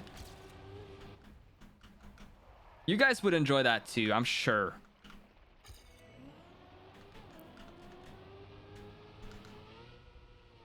How much did we lose here? A lot. Unionize? Everybody gonna lose? No, I think most YouTubers are pretty good about making sure their editors get time off, right? Unless you're like full freelance where you just work job to job. But if you have like a contract with your if you have a proper contract with your employer, you should be good. That was one of the first things I made sure that Virtual knew, is that we would have to sign like a proper contract, so I get some sort of job security. Because it is a risky business, right? I'm putting basically my life on this. And if it doesn't work out, I need some sort of security in terms of making sure I don't throw away my future. Oh, I was so close to skipping it again. And he was really good about that. And he's been pretty open and fair about me. Just if I need a break, I take a break. And we just post a day late or 2 days late or whatever, you know? That is fine. You have 3 months secured? As in, like, you write a new contract every 3 months? Or as in, if he decides to go a different way, you still have 3 months of work before you get fired, essentially, I guess. Has a lot of personal sponsors and sponsors through 100 Thieves, so I get some stuff from time to time. That's hype. That is hype. All I want is a VPN from NordVPN, man. Virtual needs to hook me up. No, I think the best thing you can do as a content creator growing is make sure you treat your editors well. Because if you don't, that shit will come out eventually, and it's just not going to be good for you. NordVPN, well, check. As in, either if I want to quit or they want to fire me, I have secured work for 3 months. Yes, that is beautiful. I have the same thing with Virtual. We did 2 months, but it's, I mean, 2 months should be plenty of time to find new work. I don't think we'll run into the issue though. Seems like our partnership is working out pretty well. So I think both parties are happy for now. But it's just nice to have, because like it is security at the end of the day in a job that by itself is not very secure. Holy shit, my speed. I almost skipped it again, but I didn't. I'm so far ahead. We're almost on pace. We are almost on author time pace here. Actually, are we? I fucked it up!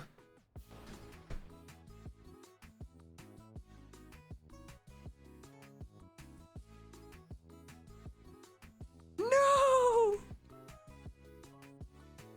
Can't believe I've done this!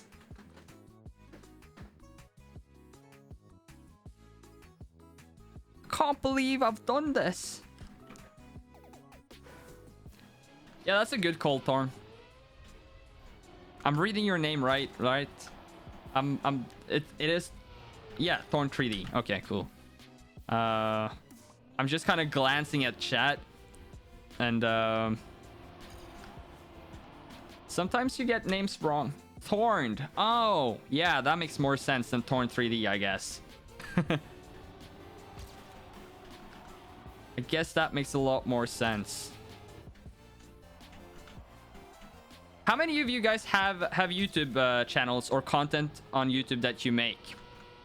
Because we were talking about earlier this stream about potentially doing like a channel review. So if a lot of you guys have YouTube channels where you want some feedback, then let me know in chat now, and we might switch over to that. Holy shit, I'm so far ahead of PB now. Don't fuck this up.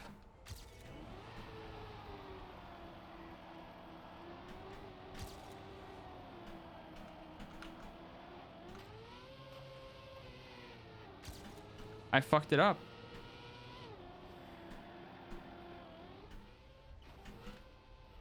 Oh my god. Ugh. I have a shit posting channel. I mean, I have a few videos, but haven't uploaded in like 5 months. I feel that, brother. I feel that.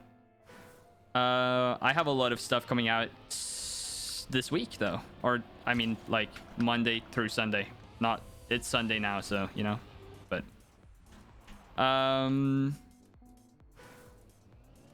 would you happen to have OP installed in Trackmania?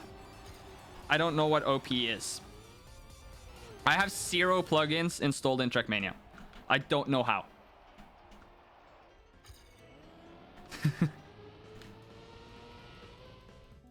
Open Planet.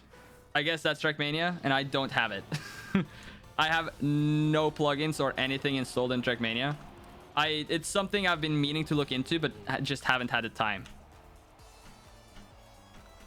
I just haven't had the time to check it all out. It comes with a plugin manager. Yeah, I think that's the one pretty much everyone uses, right? It's just me being bad. I have no excuse.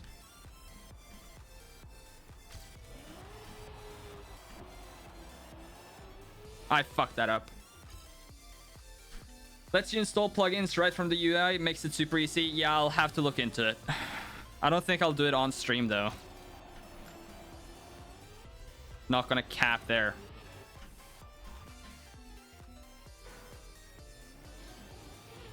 I have, but mine has shitty content. Shitty content is perfect for feedback, though. I mean, I'll let you guys decide. If you want, we can run some channel reviews after I get this alter time. If any of you guys want feedback, I should say. Let's try to go inside here for once. See what that does. Okay. I'm sure Open Planet is great.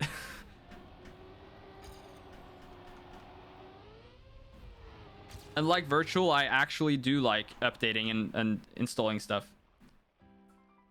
Mr. Beast, tip number 1, start making shit content so you can learn from it. That is should be any content creator's tip. Literally. Okay, hold on. I'll finish. Okay, never mind.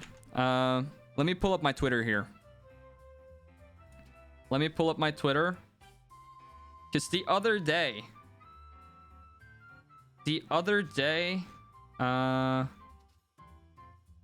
YouTube. Okay, hold on. Let me do fancy stuff here. The other day, YouTube posted this question on Twitter. YouTube creators, what's your best piece of advice for an aspiring creator? Let's start a motivational thread. And this was my response. Start now.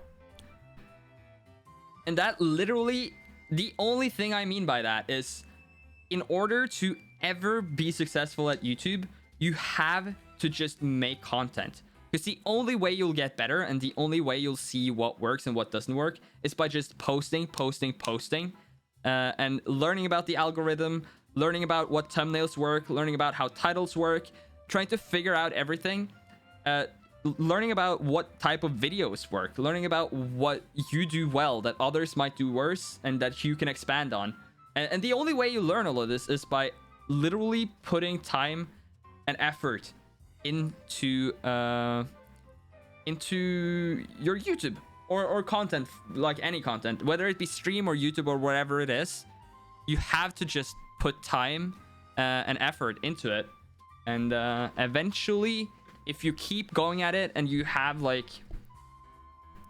if you have the privilege to just take a year and fully commit to making content, I don't think there are a lot of people.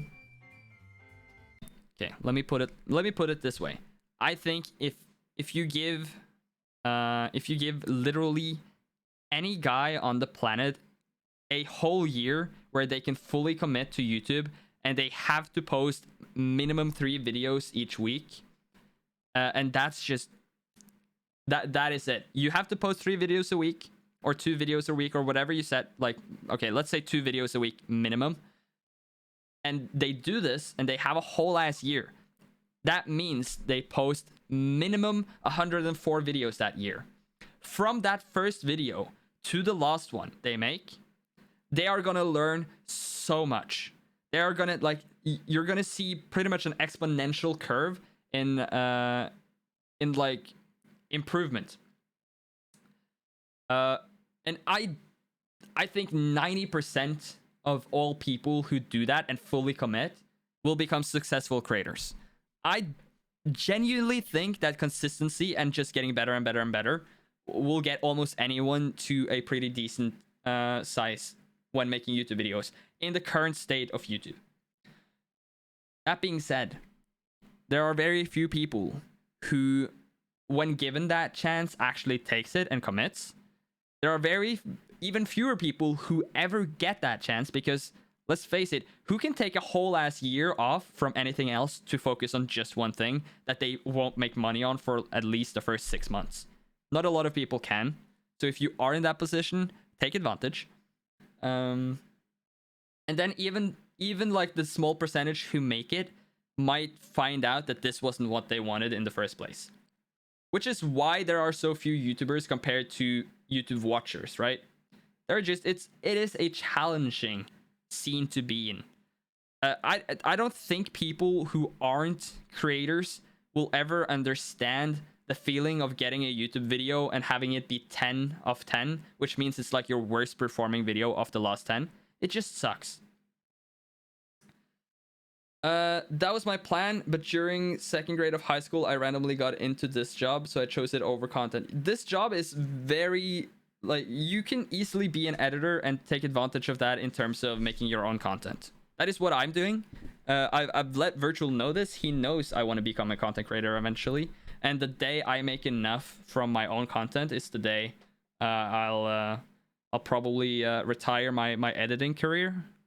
That is quite far away still. But like, this job helps me become better at that other job, and I'm essentially just posting. It's just not my own content, and I'm focusing less on my own content than I would if I only had that. But it allows me to do what I love, essentially. How many monthly views would you need to earn the average salary? That is a very broad question. It depends on what content you make, is the genuine answer. Because ad revenue on YouTube is not like a set thing. It's not like, okay, for 1,000 views, everyone gets $2. That's not how it works.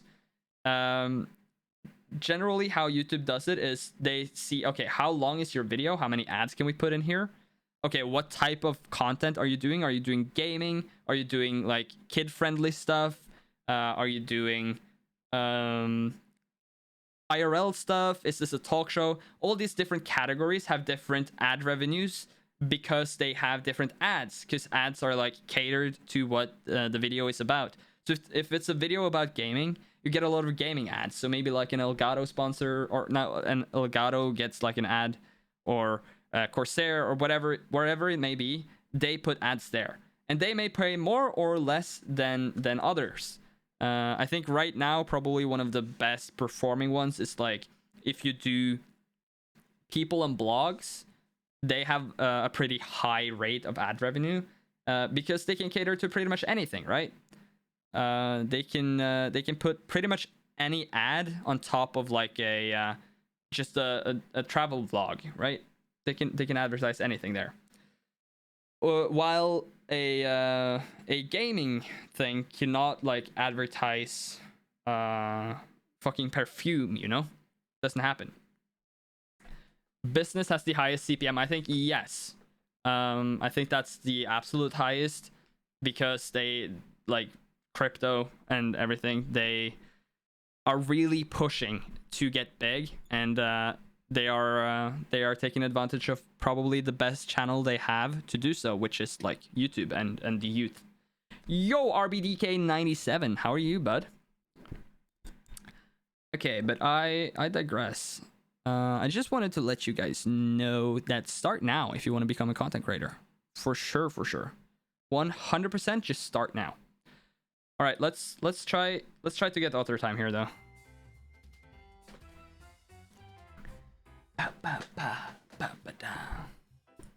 Hello, game. Okay, there we go.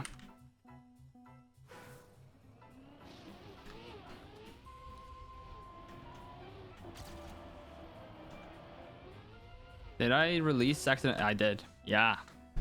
I accidentally released.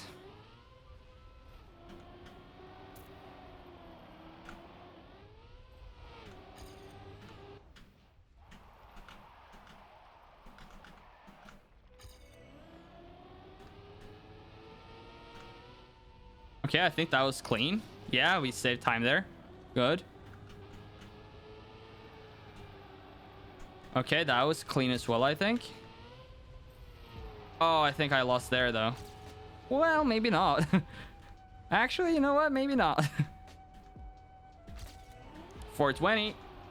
Bonk. Wait.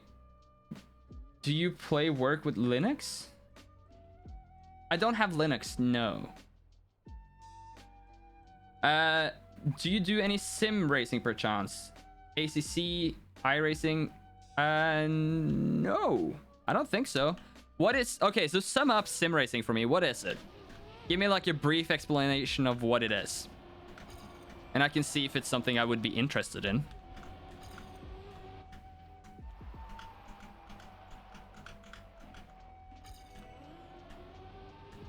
Ah, bonk. I can smell an author time coming. Yes, so can I.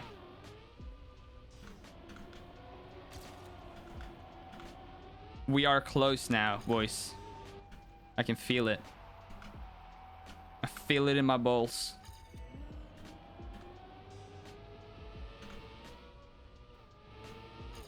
That was bad, though.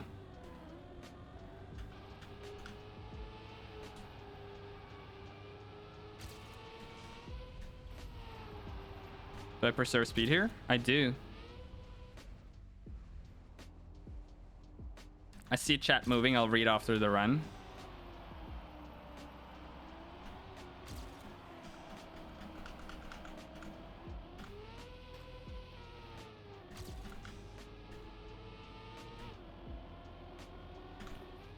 Okay, so PB? No! No PB! Okay. More realistic car games. Car! With wheels and pedals. And feedback the equipment. Oh, so essentially like a F1. Like a Formula 1 or what is it? F1 2021? Is that the new one? Expensive hobby can be, or even more realistic than that even.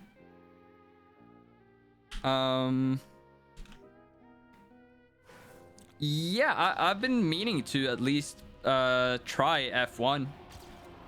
I want to get like a wheel and play it properly. I think it could be fun.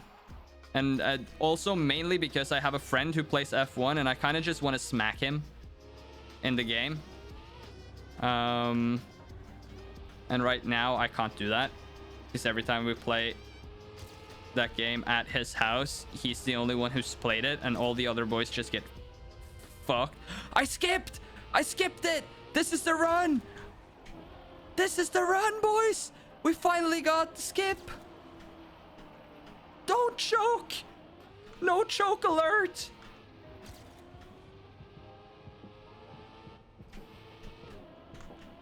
No.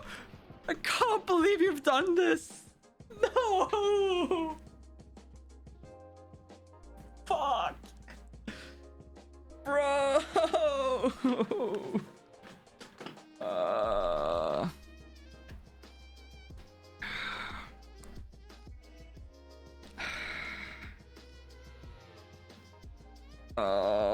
Why, Virtual, have you cursed me with pulling virtuals? Why this curse? Sedge. That's unfortunate. Yeah. Yeah, it's hard when most of your clips and videos are in a different language than English, because mine is more about just random stuff from playing games and talking in Discord, which are in Polish. So only Poles would understand most of the content I'm uploading, not game montages though. I think having your own language is a absolute life hack if you want to grow quick as a content creator, because you have such a smaller so basically every Polish person who don't know English will be on the lookout for you, because you make content that they understand. So if I were to start streaming in Norwegian right now, I would probably grow quicker. The problem is that it has a cap, right? Because English speakers, there are a lot of. If you go Norwegian, like I could, you only have like 5 million people, whereas maybe 500,000 of them actually watch content. So that's like my highest, absolute highest cap, which is just not even, you know, it's people enjoy different stuff. So I would have a smaller group to work with, but the people who are there would be more interested because I would be speaking Norwegian, which they understand. But yeah, the main benefit you have by speaking a different language than English is you can look at the biggest English YouTubers and streamers and you can just copy them. Like there's this dude who he speaks Russian and he just copies Mr. Beast 1-to-1. Like he 100% copies every video and every thumbnail. It's incredible. And he has like 20 million subscribers on YouTube because there's just a bunch of Russian people who want to see Mr. Beast videos in Russian. And you can do that. Like if you speak Polish and you have a favorite YouTuber, you can just copy their videos dead ass. And you could even, like, if you don't want to do the Mr. Beast strat and only copy one guy so it's obvious, you can copy multiple. And just make the same video they make, but a few days later, you know? Oh, A4? Yeah, largest Russian channel.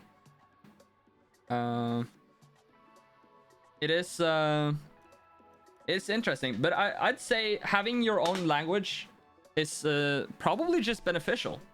And the thing about it, so you say that you are mostly like in Discord and just memeing and stuff. There are a bunch of English YouTubers who do exactly that and do really well. So you could just copy them. Play the same games with like similar types of friends, and just take advantage of the fact that you know a language someone else doesn't know, you know?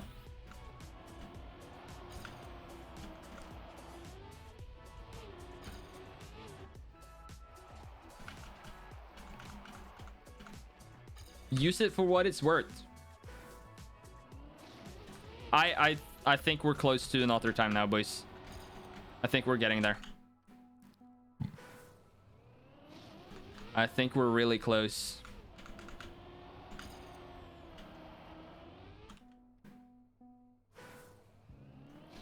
It's Soviet Vomble. I've watched a lot of his videos. They get suggested to me on YouTube every once in a while. It's been a while now since I did it, but I think he does that. So if you want to like have inspiration from what a video like that could look like, just literally look at a Soviet Vomble video, make exactly the same concept but in Polish, and keep going at it, and people will enjoy it because that's like a proven concept, you know?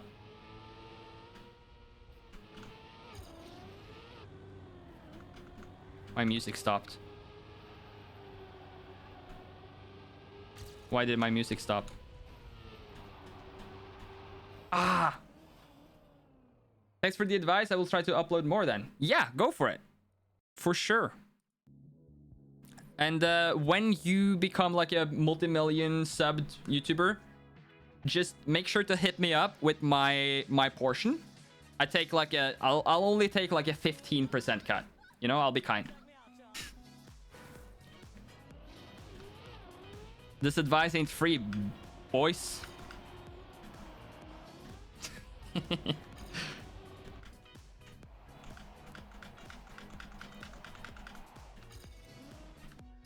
I'm here giving you guys advice. You have to put in all the work, but once you succeed, you have to pay me. And that is fair. Don't let anyone tell you otherwise.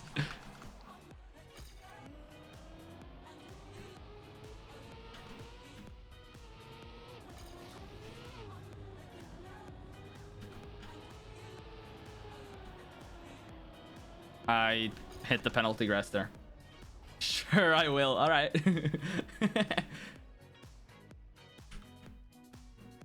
BuzzFeed was bad too. What are you guys talking about now? You've gone completely off topic here. What is happening in chat?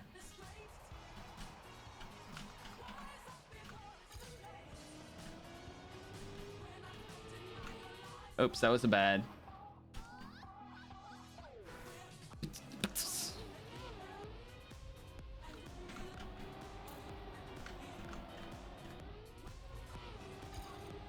Wow, what a bad start.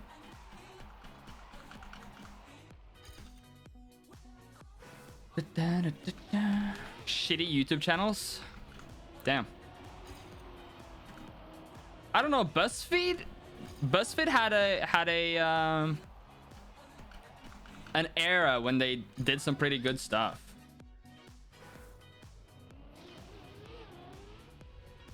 They had a time when they had pretty good videos. Well, maybe it wasn't BuzzFeed. It was one of those channels where they did like a bunch of you know, those videos where you test expensive versus inexpensive items. So you had like the inexpensive range, and then the medium, and then the really expensive, and they did like a bunch of tests. Vox might be the one. Nah, where? I can't remember which one it was. But those videos did really well, and then YouTubers started copying them and doing better. The Verge PC build was, I mean, obviously a super cringe video, but it's also just a bunch more lore to that. I don't know if you've seen Linus Tech Tips' latest videos on that matter, where they basically run through a bunch of it. But yeah, I mean, don't use that PC building, guys. That PC building guide as advice for building your first PC, please. Just watch a Linus Tech Tip video. It's better. There are a bunch of other creators that do good PC guides as well, though. I might even have some PC building stuff coming up myself soon, actually.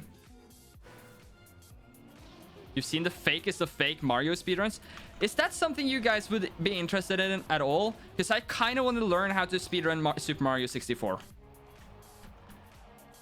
I kind of want to sit down one day and just learn how to do it and do like a couple of runs, you know? Because I find it interesting.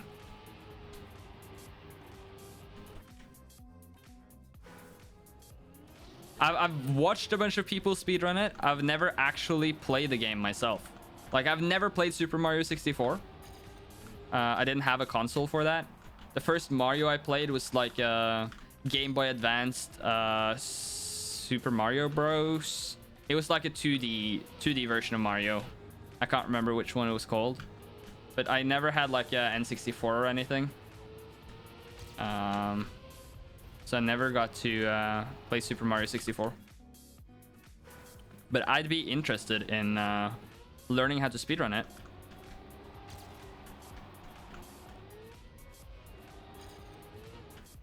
I also want to find a streamer buddy I can play Mario Kart with. Or maybe even multiple. Like have a Mario Kart tournament type thing. I think that could be really fun. My first Mario was on the DS. I played a bunch of Mario Kart on the DS.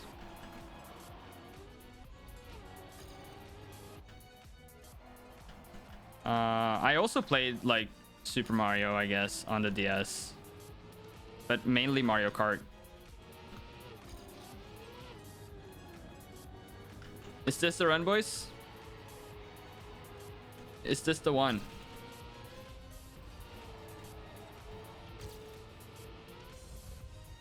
Oh, I was so close to skipping it. It could still be the run, though. Imagine.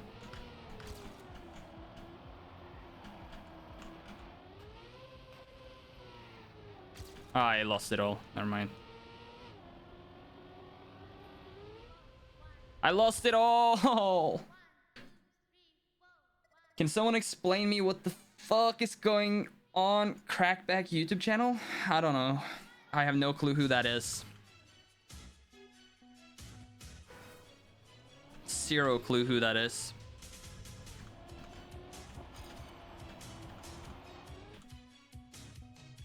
And by the way, I'm gonna remind you guys, if you guys have followed during the past hour, I'm sorry I haven't called out and said thank you for the follow, but we got follow botted earlier, so I'm gonna have to clean up my followers after stream tonight. So if you want to make sure you stay followed, just make sure to double check tomorrow if you still have your follow, because it might get auto deleted by the script If it does, I'm sorry. But thank you so much for following regardless. I appreciate that.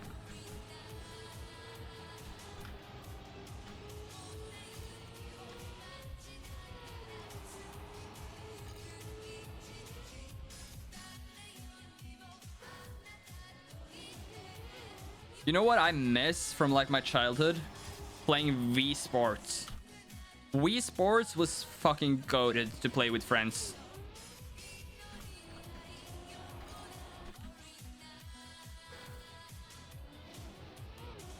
Are there like emulators for that now? Can you emulate Wii Sports and play that online with people? Shit. Mario Kart Wii? Didn't really like that Mario Kart. Mainly probably because I never had a Wii myself, so I could only play it with friends, and they were just better than me at that Mario Kart. I crushed them at the DS, but whenever we played Mario Kart Wii, I just kind of lost.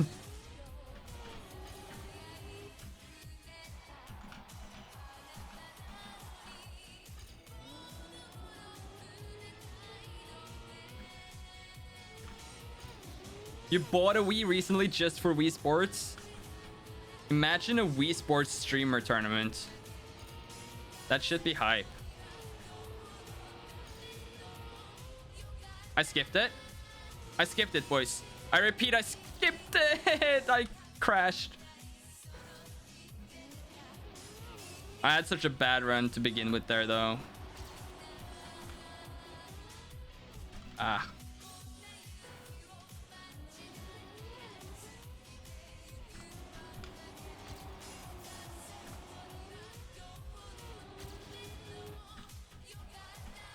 Ah!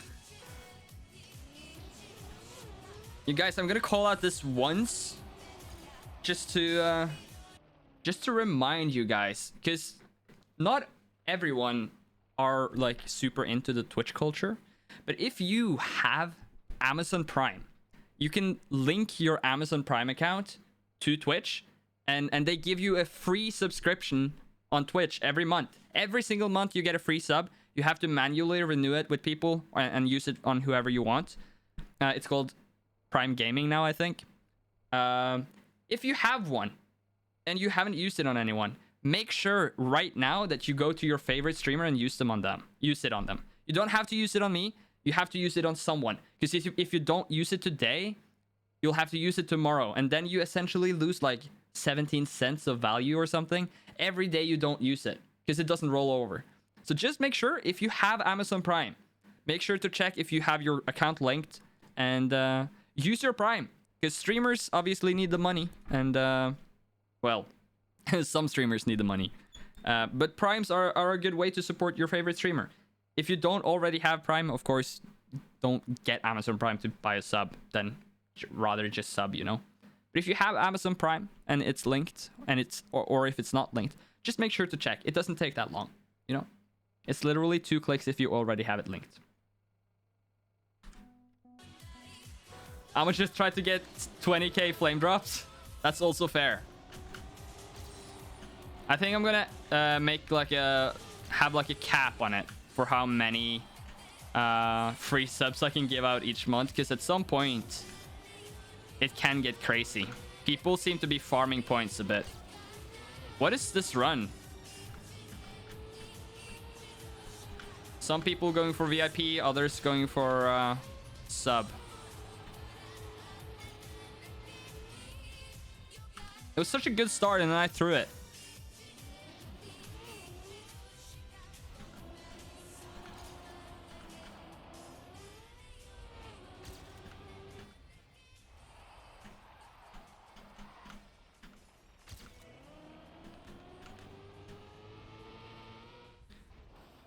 Got an air brake on that jump? Ah. You might be onto something there, sir. You need more than 20k points for a free sub, you mean? I don't think you realize how, like, for how short of a period of time I've had this amount of viewers. I've literally never had anyone redeem that channel reward once. so it's not a big issue in my mind right now. If I wind up spending a lot of money on gifting subs, then, you know, might change it in the future, but for right now, it's not my main concern. Wait, is that the jump or this jump? Ah, I think maybe the last one. Ah, so I land flush and then I preserve more speed and then I get... Oh, I get it now. It makes sense. We might just get it here though. Imagine. Imagine. Let's go! Let's go! We didn't need to air brake, boys! Woo! Oh, thank God, bro.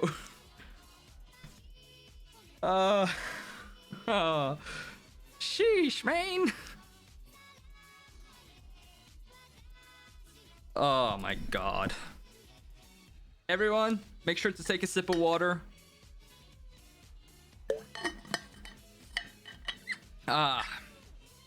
Make sure to take a sip of water.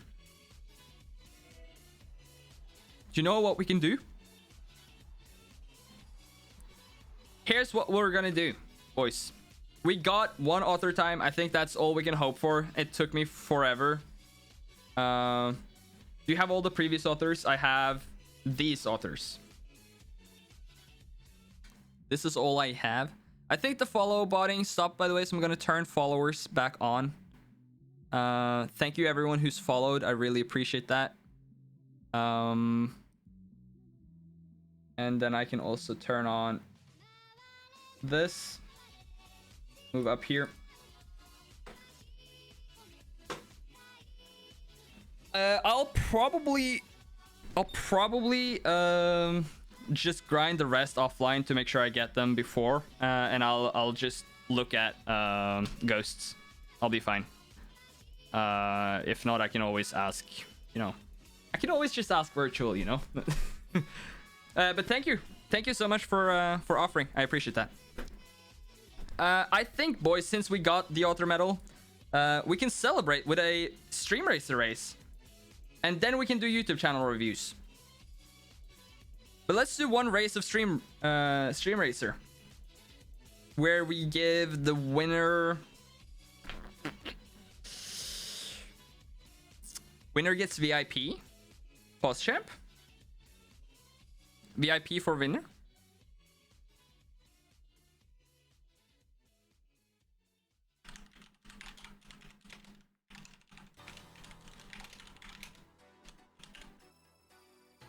Pause champ.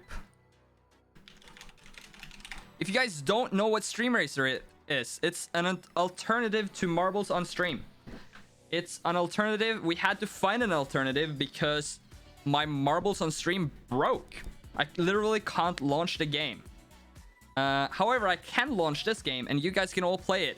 And exclamation mark boost works and it's kind of hype. So let's do a race where winner gets VIP. It's really fun, and then after that I'll have a look at some of you guys' YouTube channels and see if I can provide any tips and tricks for you to get to the next level. Much better than Marbles anyways. It's fun for sure. I don't know, I don't think they're really that comparable. There's so many good channels out there, but there are so many tricks, and there is no channel that covers it all. Both advanced, high ranking, and author time focused, and I'm quite tempted to create some videos.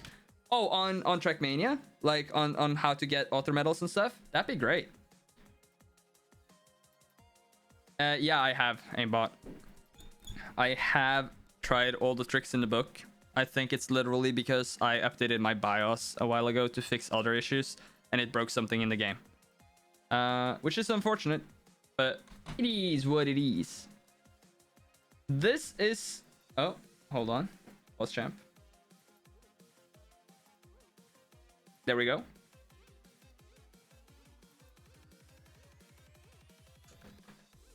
Boys, this is Marble... No.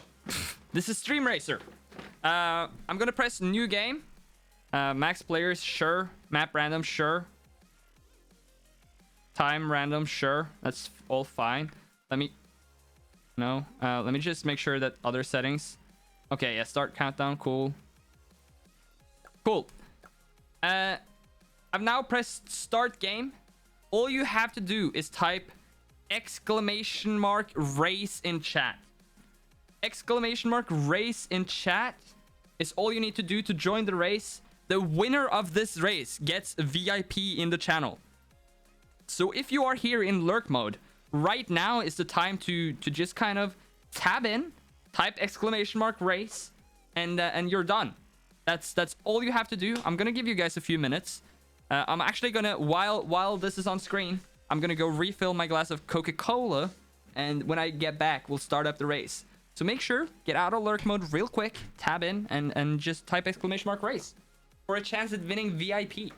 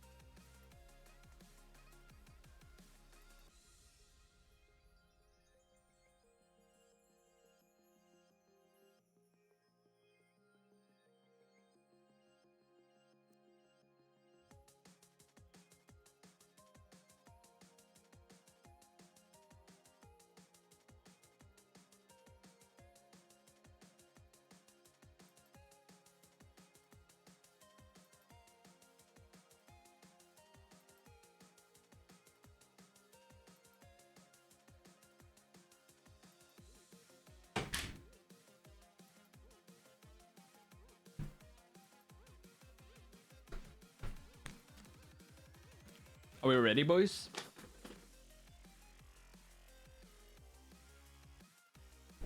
Are we ready? If I win the race, you guys all have to check if you have a Twitch Prime available. That is all I'm asking. What does VIP do anyways? VIP lets you type during emote only chat. It gives you an extra badge so I notice your name more easily. It gives you bragging rights in the channel, and it allows you to post links, I believe, something like that. !race, Johan. Oh wait, actually just typing it as well works apparently. Thank you for following, by the way, I appreciate that. All right, boys, we have 14 people in here. I think it's time we start up the race. This is for all the marbles, as they say, as the kids say. Let's see who takes it home.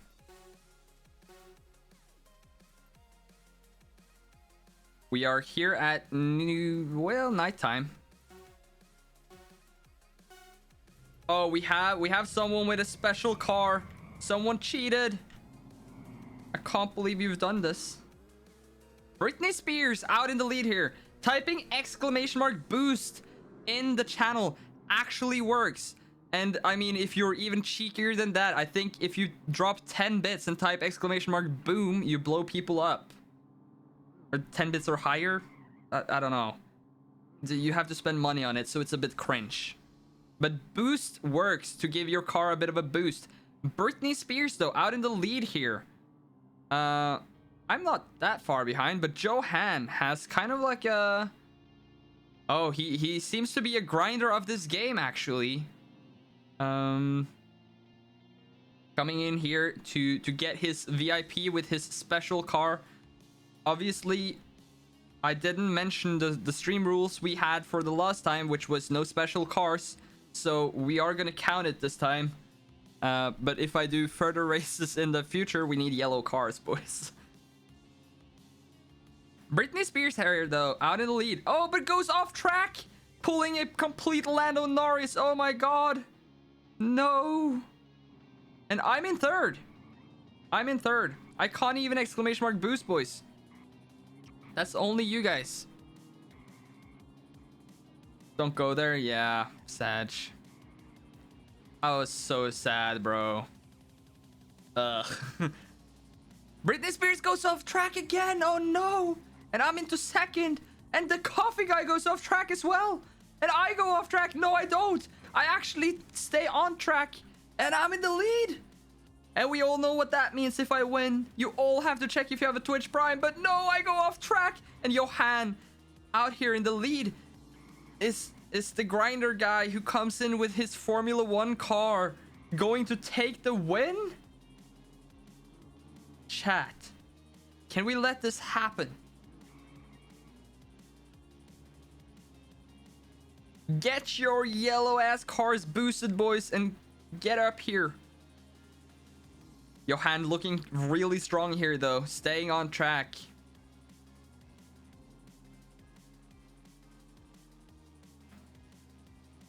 Johan, quick question for you. Is there any point to winning a bunch of races? Is there like a leaderboard? Is that why you're in here to grind the leaderboard? Oh, but you're in the stands. Oh no. Too fast even. Too fast for his own good, and that allows the coffee guy to also go into the stands. Oh no. They're all cutting the apex. Where's the time penalties? True. Johan is just spectating. Oh, jumps into the stands again. Oh no. And the coffee guy could potentially catch up a lot here now. With just a little bit of a boost here, he might go far. Does not jump up into the stands like Johan did. And lands fairly safely. Johan jumping far out of the track now, landing upside down. No. But he has to get back on track. And the coffee guy has a slower car, so jumps not as far. That allows him to get back on track. There am I spinning around. The coffee guy, though, bonking into the sign. And that allows him to get like the cheeky respawn, putting him on track and in first position. How far away from the goal line are we? Penalty grass? Hell yeah. A bit of a boost for the coffee guy now. Could do the trick. Actually might be the worst place to boost now that I think about it. I'm in second somehow. How is that happening? I haven't even boosted once.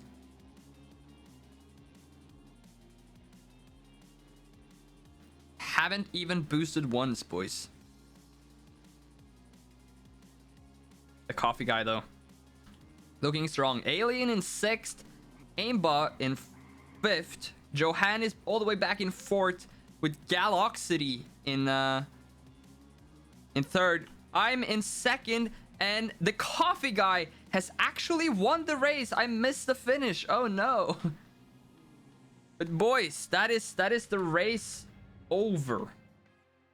Or the first place finish over. We shall see where the rest of you guys finish, of course. But the coffee guy winning VIP in the channel. What a fantastic performance. Now, right now, I'm gonna let you guys know that if you guys want me to review your YouTube channel, make sure to join the Discord, !Discord, and drop your link in the general chat there. Actually, no, drop it in the promote yourself chat, and I'll go through them and give some feedback on whichever channel you want. Preferably your own or someone you have like some affiliation with, though. Lost gets VIP too? Well, maybe not. But yeah, make sure to drop your YouTube link there, and we'll go through them, and then probably end stream after that segment. I'm guessing. I forgot to update my game, did I not? No, I didn't. I did update. All right, the coffee guy. Let me drop the VIP here. There you go. Welcome as a VIP. I get 2nd place. These are the standings. Adix in last and all the way up to 1st with the coffee guy.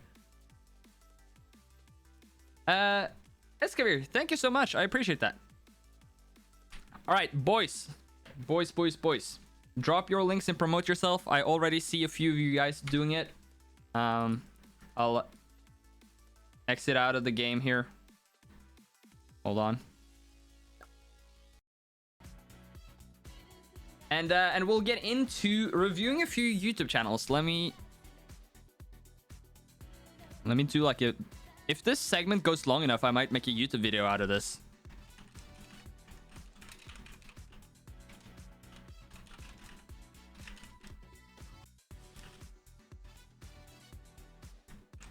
Hold on. I need to do streamer shit and update my title. Jeff Ivan, thank you for the follow. I appreciate that.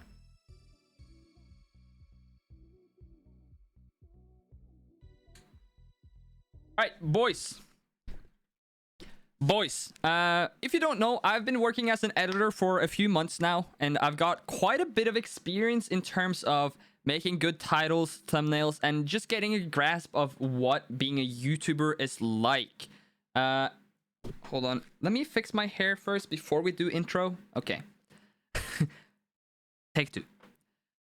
Boys, if you don't know, I've been working as a YouTuber I've been working as a YouTube editor for a while now, a few months, and I've got a pretty good grasp of what being a YouTuber is like, and statistics and thumbnails and you know all the good shit. So right now I gave my chat an opportunity to post their YouTube channels in my Discord, and I would go through them and see what are people doing right, what are people doing wrong, and what can be like improved on in terms of, oh, you're doing this really great, but you can do this to make it better. So we're gonna go through a few channels and see what chat is like on YouTube and see if we can provide some tips. So hopefully we can. All right, let's see. First up here is Aimbot, dropping his link first, actually. Hold on. Let me just pull it up and see that it's nothing awful. Let's pause the music as well. Hello, YouTube. All right, boys, here we have Aimbot TV. Aimbot TV has 162 subscribers, has a decent profile picture and banner. Nothing too special, but keeping it clean, and that is really all you need. Nothing fancy. But the main thing we need to have a look at is this YouTube videos. All right, so first video posted a year ago, weird CS:GO compilation. Then you had a period there that year where you posted quite a lot, and then now it's been monthly-ish, almost monthly this year. And you've been posting lately. You've been posting pretty decent length videos, it seems. And yeah, this all looks good. You don't have discussion tab, actually, now that I think about it. I'm scared mine is gonna be so cringe. No, you'll be fine. You'll be fine. It seems like... Okay, so here's the first thing I'm noticing, right? When I'm looking at this channel, I'm thinking that this is a meme channel. Am I kind of on target there? Because these thumbnails give me heavy memer vibes. It's very... You're throwing in a bunch of emotes, pentakill, prage, troll face, and you have like the classic meme font, and it just gives off like a meme vibe, which is fine. A lot of people do well with that. I think what you got to realize with that though is if you want to go down that path, there's a lot of people who do it, so you have to do it better.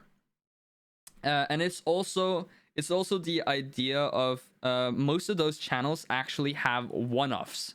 So what a one-off is you get one video that does incredibly well, and then all the other videos are kind of just like coasting on the fact that that video went viral, so they're getting like the trickle-down effect where people check out the rest of your channel, but they don't really pop off again.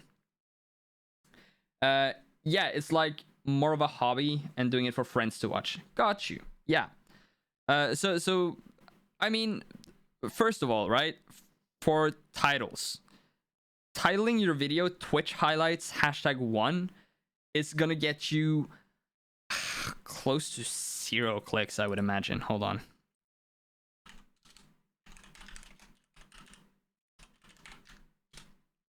If I search Twitch highlights, what you can see is this. This is what you're up against. Even like F1 highlights will be pushed higher than you in the algo for searching for that. You can scroll for hours and your video wouldn't be there. So title game could for sure be a bit stronger. Try to this is what I've recommended to a few people last time. If you have a video, right, and it has a certain theme, try to make sure that your title picks like probably the most hype moment of the video. Try to make sure that the title says something about that, because it is the most hype moment of the video for a reason. It is hype. And with your title and thumbnail combination, the only thing you're trying to do is make people click. That is why people call a bunch of thumbnails clickbait, because like it's designed to make you click the video. So by titling it Twitch highlights #1 and having Twitch highlights #1 in your thumbnail, there are going to be so many people who are more interesting than you to watch in that regards, because they just have a larger follower base to begin with. Like if this video and Virtual's video was recommended and it was the exact same thumbnail title combo but just with Virtual instead, and it was Virtual's channel, people would be more likely to click on him because he has more subscribers and it would have more views. And that's just how it is. Like, you are at the position when you are too small of a content creator to take advantage of your face as just like clickbait. It is still completely fine to have your face in thumbnails to like build that brand, but you are heavily relying on the fact that you need a good thumbnail title combo. So here's the other thing, right? When you have Twitch highlights in your title, that is your title, and you have it in the thumbnail, that kind of doubles up. Because the thing about a title thumbnail combo is your thumbnail is the first thing anyone sees. It is the first thing anyone sees, and if the thumbnail looks good enough, they read the title. So when you have Twitch highlights #1 in the thumbnail, and people see that, and then they read Twitch highlights, they've just read the same thing twice. Now, if you were to have Twitch highlights in the thumbnail, and people are like, okay, yeah, that's a pretty good thumbnail, let me read the title. And the title says, I can't believe this happened, or insane world record, or whatever the highlight is, right? Then people will have seen, okay, it's a highlight, and this is the general theme, is world records or whatever. I might click it now. Yeah, guys, if you want me to review your YouTube channel, make sure to type !Discord and drop them in the Discord. I don't really want links in chat. But yeah, I think that's a big thing. I think if you want to stick with the meme format, that is completely fair. If you want to maybe get away from that, that is like the golden rule of a thumbnail is never really have more than 3 things in the thumbnail. Because you don't have much space to work with. So like if we let's open up no wait, youtube.com/virtual TV, right? If you look at these thumbnails, you can see very clearly that there are never really more than 2 or 3 like big items. Like this thumbnail, I made this thumbnail. It has the ice spin and it has the car, and it's very clean, very consistent, and you know what you get here. It's just like it drags your attention to it, and then you read the title. Same thing here. You have the car, you have the time, and you have Virtual's face. 3 items, takes up a lot of space, easy to click. Where should I drop the link? In #promote yourself. It's the perfect place to do it. Good night, coffee guy. Thank you for dropping by. So yeah, I think that's kind of like a golden rule. Of course, if you want to go down the meme path, then this is also, you know, people who enjoy that type of content would click on these videos, I'm sure, if it gets recommended. So you could just keep doing this. I would say the main thing probably is you need to post more often. You're posting too inconsistently if you want to actually grow. But yeah, I mean, this all looks good. Let's just check out the last video to see Yeah, so heavy meme vibes.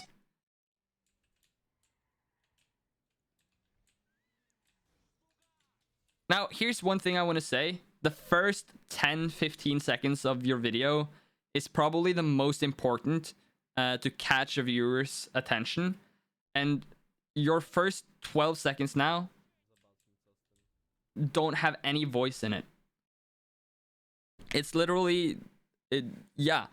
You should probably post one of the best clips early and have it be really engaging in the video, I would say. Yeah, and this is all in Polish, which we knew, so we're not gonna understand what it says. But I'm sure like video editing quality is just gonna get better with time, so that's just a time thing. But yeah, I think I've said my piece on this channel, so let's have a look at the next one. Let's have a look at the next one, which is Uberbugged Britney Spears. You have some game yeah, but montages are kind of weird in that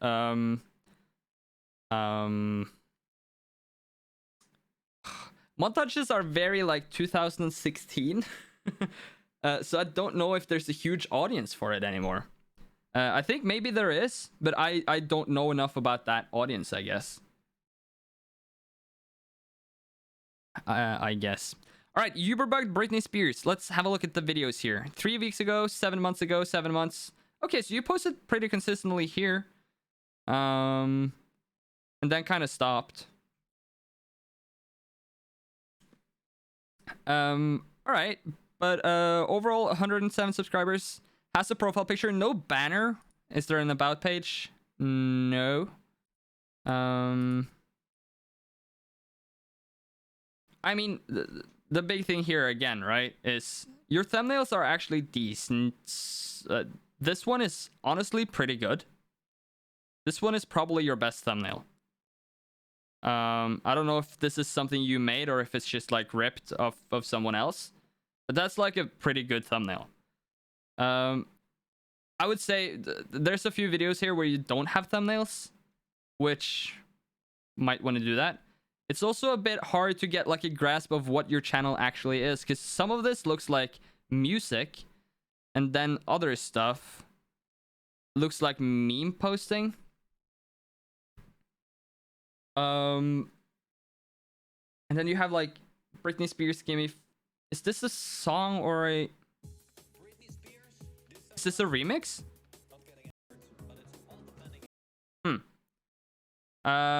Honestly, not a bad thumbnail though. I would probably put this guy in the corner so his face isn't cut. But yeah, this is Virtual's profile picture. Hello. Yeah, it's fairly similar advice, right? In that, one, you have to figure out what you want to post and post consistently.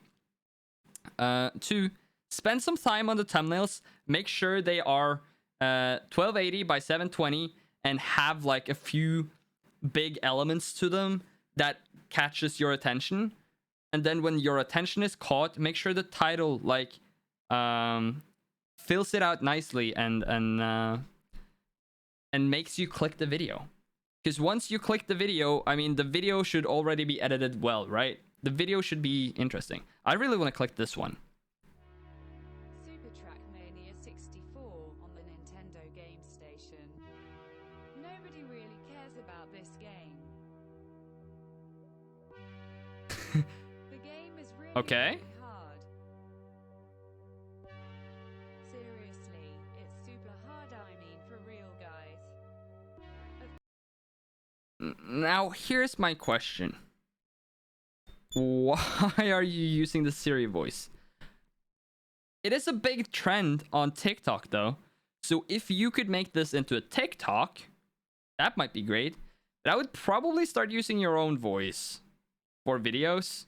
Unless that's like a meme that you're playing on, I guess. Yeah, straight up. But yeah, it's all similar stuff. Post more consistently. Make sure thumbnail and title complement each other nicely. And once you start working on that, I mean, whether you go remix or documentary or whatever you decide, you can even try to post multiple things at once. You just have to do it consistently and see what works. Playing towards the meme, yeah. Some of these take a long time to make though. Cosmic Lights took so long. Okay, so this is music, I guess. Yeah. And like that could be hype. If you make Trackmania music, that's hype, right? But make sure, like, when you call it Cosmic Lights, I get that that's like a nice soundtrack name, right? But you can still call the song that and call the title of the video something like a Trackmania song, blah blah blah, and then Cosmic Lights, you know, add some other keywords in there to make sure the people you want to catch their attention, they actually see it. And make sure to make custom thumbnails. That's a big thing. But yeah, and that's really my main advice for this channel, I guess. Let's go next. We have 3 more. Honseki Gaming has 3 videos. They're all posted over a year ago. February, March Rocket League montage. So here's the thing. The thumbnails, I mean, they're clean, right? But they say nothing about the video. Literally, like, if the background here was Rocket League blurred and with this logo over, that would be a way better thumbnail. It would still not be great, but that would be just way better. Because nothing about this thumbnail says Rocket League to me. Same with this one. And this one, Simple Pack, I mean, if I were to guess, this is Minecraft related, but I'm not sure. Yeah, go for it, Thorn.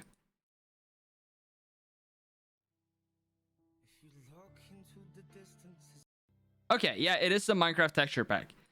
But like, a much better thumbnail for that is to use the texture pack and take a screenshot with some nice shaders in Promote Yourself.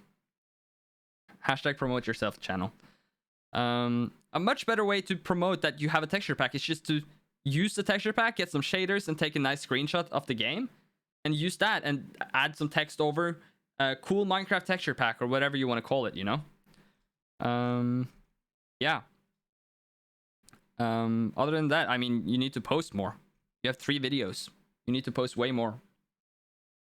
I think that's really all the advice for this channel. We can look at the last one, I guess.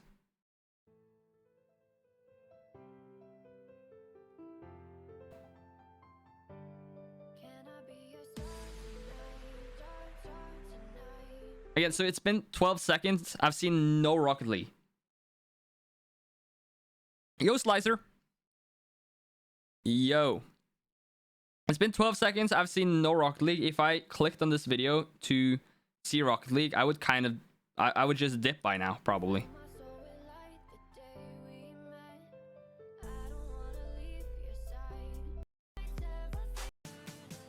Yeah, I mean, it took 35 seconds before I saw any Rocket League in this video. The start of the video is the most important part, guys. That is why Clips channel do so well, because they're only content.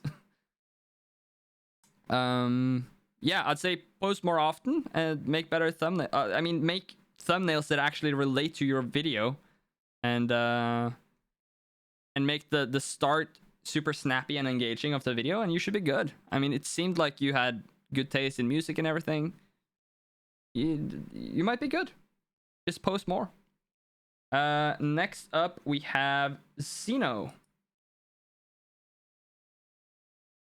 Xeno has over 1,000 subscribers, has a hype banner, and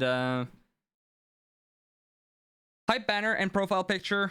Let's have a look at the videos. Okay, so this is great, right?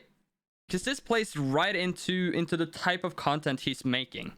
He has himself in the thumbnail. He makes sure to use like outlines, and the titles are great, honestly. if anything, I would say maybe the title. I mean, you could make some of the titles a bit longer and more expressive, right? I can't believe he said that. While it seems like the perfect title, right? There are so many bigger people who could use that title and have success that it's scary to use it as a smaller creator. If you could somewhat manage to specify what was actually said or like relate something to it, people would then be more interested in clicking a 12-minute video to figure out what it was he said, right? You don't have to just outright say it. But it's like thumbnail title combos are all about gauging interest. It's all about gauging interest because you need them to click, right?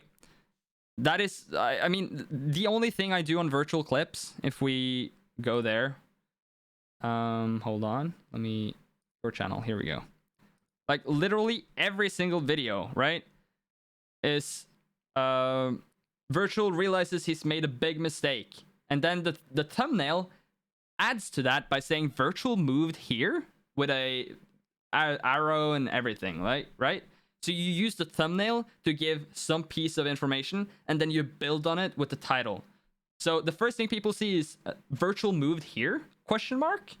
And then they read the title, Virtual realizes he's made a big mistake. So with the thumbnail title combo there, I've told people A, Virtual moved, and B, he made a mistake. And that like gauges interest, makes people want to click. The theoretical best Trackmania, or the theoretical best in Trackmania is insane. Okay, so by the title, people know that, okay, this is like the theoretical best. And then they see, okay, it's a DOA TAS. TAS are like, that's like a niche because it always does well because it's really hype right now. They are finally fixing the most hated bug in Trackmania is what this title says. And the thumbnail says no more acceleration penalty. So thumbnail gives you piece A of information and title gives you piece B.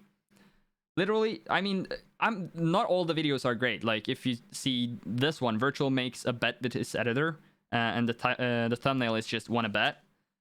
That's not a great combo, and you can see that by the views, right? It got a lot less than all the others around it.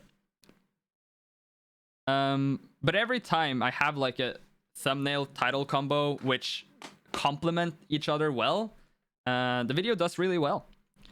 And I think that's the main thing here. I'm personally not a big fan of doing the capitalized every letter, but I know it's really popular on YouTube, so might work, might not work, I don't know. He tried to spit on me. That's a good thing. I would probably here though actually make the thumbnail someone spitting on you. Like take that extra bit of effort and editing in the thumbnail to make it a bit more poppy. Make it pop by making someone fake spit on you or whatever it is, and it's just gonna do that a little bit better, right? It's also too many people in this thumbnail. I don't see enough. If you were to zoom in on this interaction here, like in the middle, the video keeps moving, but yeah, if you were to zoom in on that and like make it more enhanced, that okay, these are the people I'm focusing on, then people are going to be more interested quickly. Could you watch the video? Let's watch this one, I guess. This one is the most. Let's sort by most popular. Let's see his most popular. Okay, yeah, that is this one. Crazy Karen. Hold on. Other thing, make sure to standardize your audio levels. Standardize your audio levels so that they don't go like, aim for like -9 decibels is the sweet spot.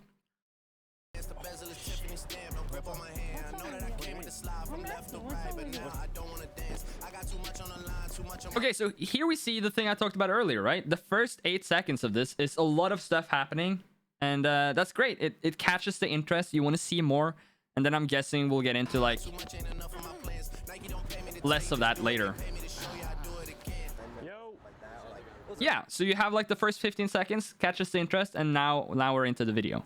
Marsha is another one that's already getting to you, or want to get into my selfie with me? You're a socks guy? Want to get in my selfie? Yeah. Okay.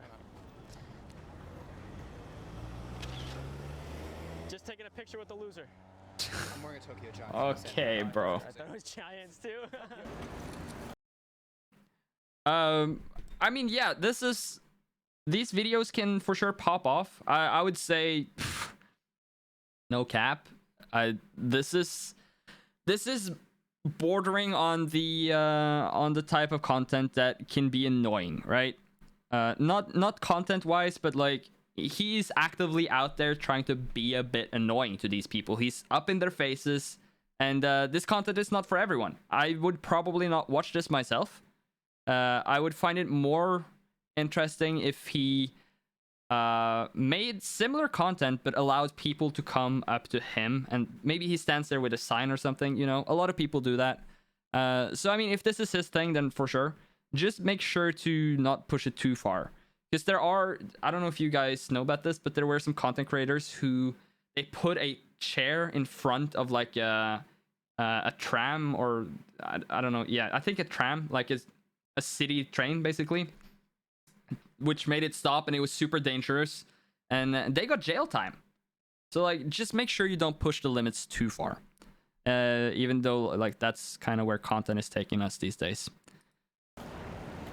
Fucking come eat I don't know, it seems like the style of video is very similar to a lot of people who do this. I'd say the main thing here is to just like keep going, slowly but steadily improve the editing, look at feedback in form of, make sure to check what parts of your video does well and bad. You can see that by like dropout percent and stuff. It's in YouTube Studio. If you are a YouTuber, you'll know what I'm talking about. Make sure to check your statistics a bit, like that extra little bit, you know. Put some time and effort into it. But I mean, over 1,000 subscribers, well on his way. New videos every week. Seems to be pretty good. Seems to be pretty good. There wasn't really an intro. I mean, yes, there were. Like, so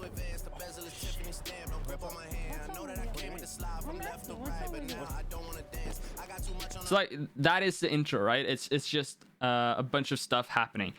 There could be arguments made that the stuff isn't interesting enough or whatever. But yeah, I think the theme of the video is that he just does a bunch of shit and then adds it all in.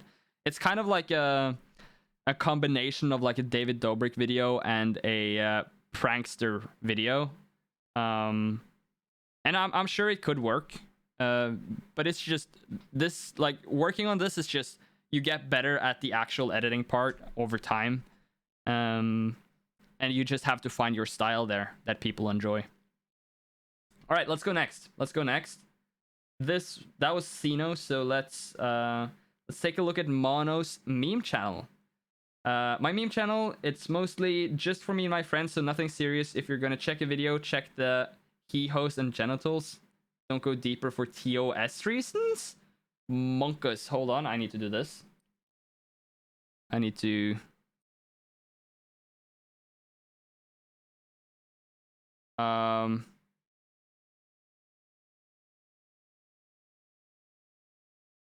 I think we're safe. I don't see a thumbnail that would get me TOS'd. I don't know about these titles though, because they're in a different language. So I don't know what they mean. If they mean something bad, I'm sorry. And that's probably my biggest advice, is to not make crunch videos. Don't make shit that is offensive if you can avoid it.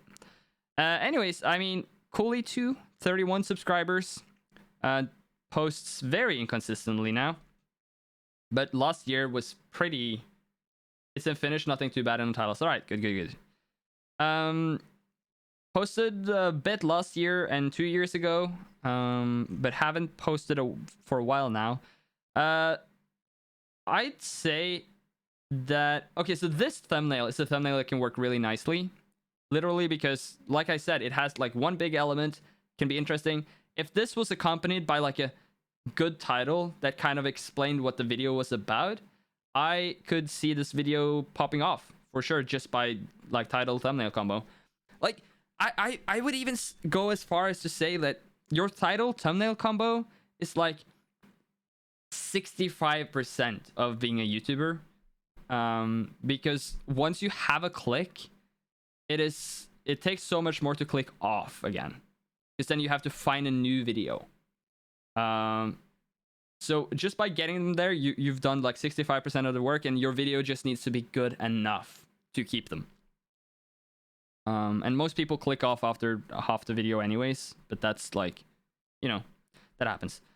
Yeah, I can't really give you tips on the titles because they're in a different language. If anything, though, I would say most of these are pretty short, which means that you're not giving a lot of information. You could probably make the titles a lot longer, and that'd be good. Again, make sure to make custom thumbnails. These aren't in the right size. This one is all right, but this text could be like, you're wasting so much space. The only space you should ever be wasting on a thumbnail is the bottom right corner, because as you can see here, it has the little tag, and this is going to be on pretty much any platform or any page on YouTube which has the thumbnail. You're going to have this. So don't put any important information here, but literally utilize the rest of the thumbnail. So here you have like a car in CSGO. You have CSGO, this thing.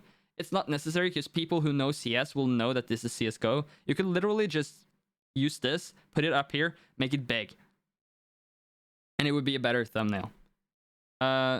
Same here. People recognize this guy from CSGO. You don't need the badge at all. And literally remove the badge here, and this is a really good thumbnail.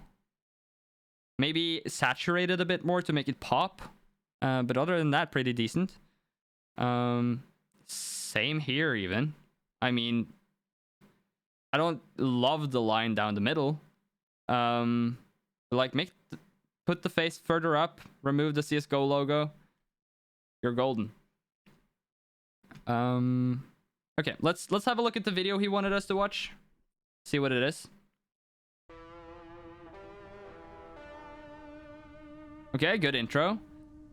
Why is it not in 19:6? No, wait, 16:9. Why do you have black bars?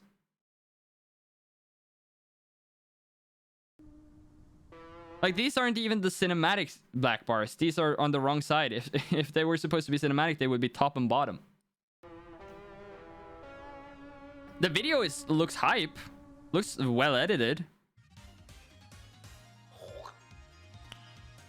What? Grenade launching rifle. Yeah, boy. I'm sure anyone who enjoys this game and knows what's happening here would find this funny. This is a well-edited video. I don't know why you have black bars. Clock in and load up. Ready for war, Joe? How you wanna blow these spots? Come at me, bro. You want a race? Yeah, but even if it's clips from Shadowplay, you can edit that in post and just drag it out, and it's same thing.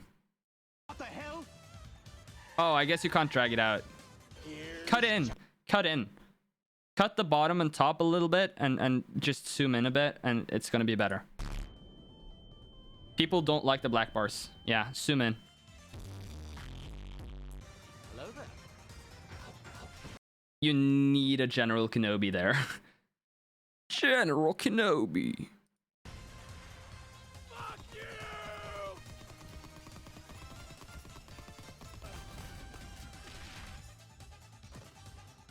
I think zooming is better than stretching, for sure. Unless it's CSGO, in which case a lot of people play CSGO stretched anyways, so it doesn't matter. Yeah, this looks like a hype edit. It looks fun. If I knew the game, I would probably watch. So yeah, do more of this. Do this. Give it a... like, find the most hype moment. Make the title something related to that. This thumbnail isn't fantastic.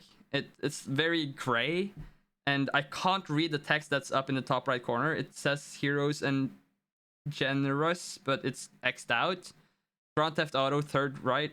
Like, yeah, take up more space with your text and saturate it a bit more. Your videos don't have black bars. That's good. That's good. But yeah, these thumbnails way better. You could still go back and update this though. If you think this is your best video, update the title and thumbnail, and yeah, just see if it pops off a bit more. Go find your favorite YouTuber who does like a similar style video. Copy his exact form of making a thumbnail. Just do it like 1-to-1. Do almost the exact same thing, just with like your content, and see if your video performs better. I'm sure it will. All right, let's go next. Thorned. First Thorn channel. He posted 2, and then after those 2, we will cut off the stream there. Okay, so first off, we have his personal channel here. 771 subs. Love that. Videos. 7 months ago, so haven't posted in a while. Mr. Beast in the thumbnail, always a good idea, of course. $10,000. Yeah, I won 10. Wait, you won 10K in a Mr. Beast competition? No shot. I don't believe it, but you're actually clickbaiting me. I'm actually getting clickbaited here. This is a good title. No shot this happened, but it's a good title. This is clickbait at its finest. This is also, I mean, you're verging on the clickbait that people are gonna be mad about if it is clickbait. But I mean, it's gonna work, and you can see that it works. He has 4.5k views, or 4.2, I should say. Let's have a look. Welcome to this YouTube video. I haven't uploaded in a while, but I think this is a really good video. I'm gonna be playing hide and seek with Mr. Beast and his gang. Like, and I mean, you obviously know editing. Like, this is apparent, right? Chris and Carl, maybe. So yeah, I think it's gonna be really fun. We're gonna try to ram them with our cars. They're gonna try to hide. We can't see their names or anything, so they might hide among all the. Let's skip ahead a bit. I'm just gonna be one. At least they didn't steal my car. Oh, goodbye, Mr. Beast. You can skip to the end, to be honest. Okay. I don't know what to think. Oh, I don't know, man. I don't know what to say. I mean, what are you gonna spend the 10 grand on? Oh. Wait, did you actually win? Or is this just like you took his voice and then added it on? Of course. Thank you. Oh my god. No. Wait, you actually won?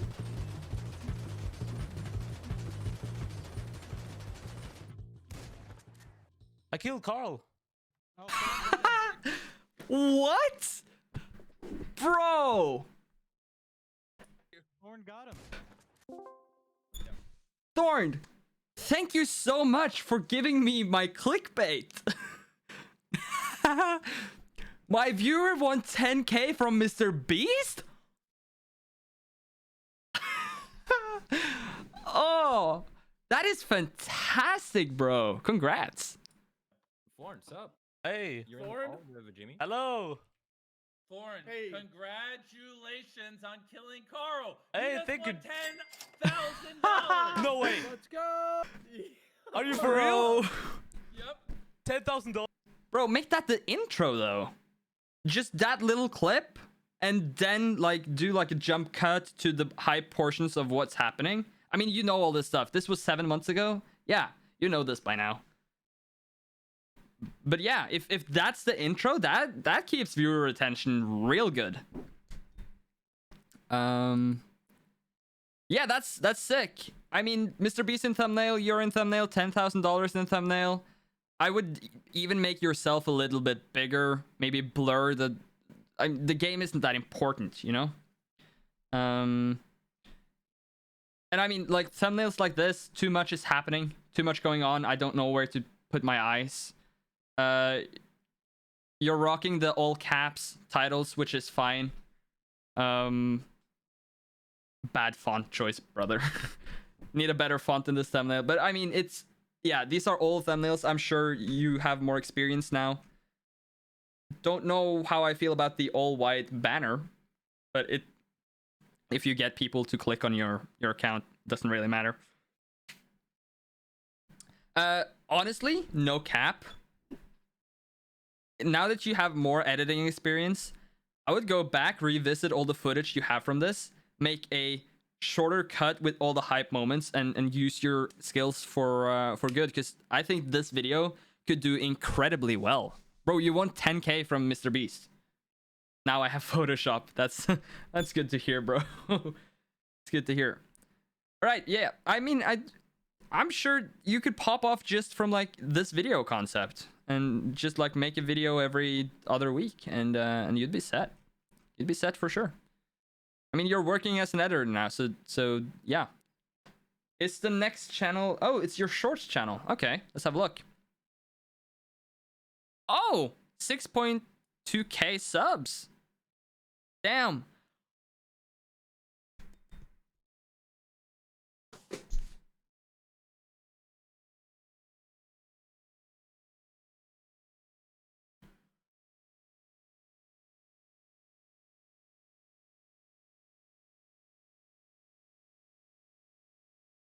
I believe I can fly. I believe I can touch the sky. I think about it every night and day.